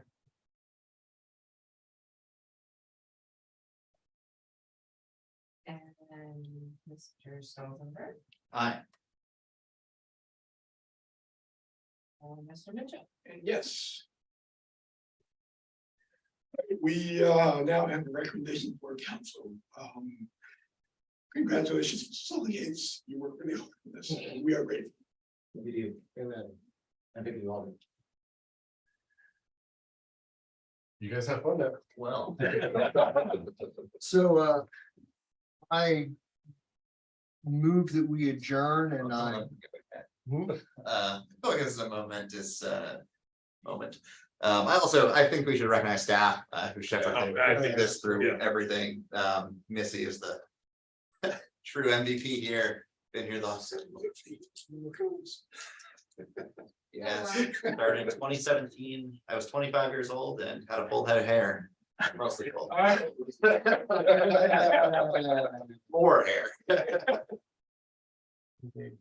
And I think what we did here and over the last 7 years, is it's really consequential work. And it's a big move, not the only move we need, but a big move towards making the city be the city that we profess to be. So.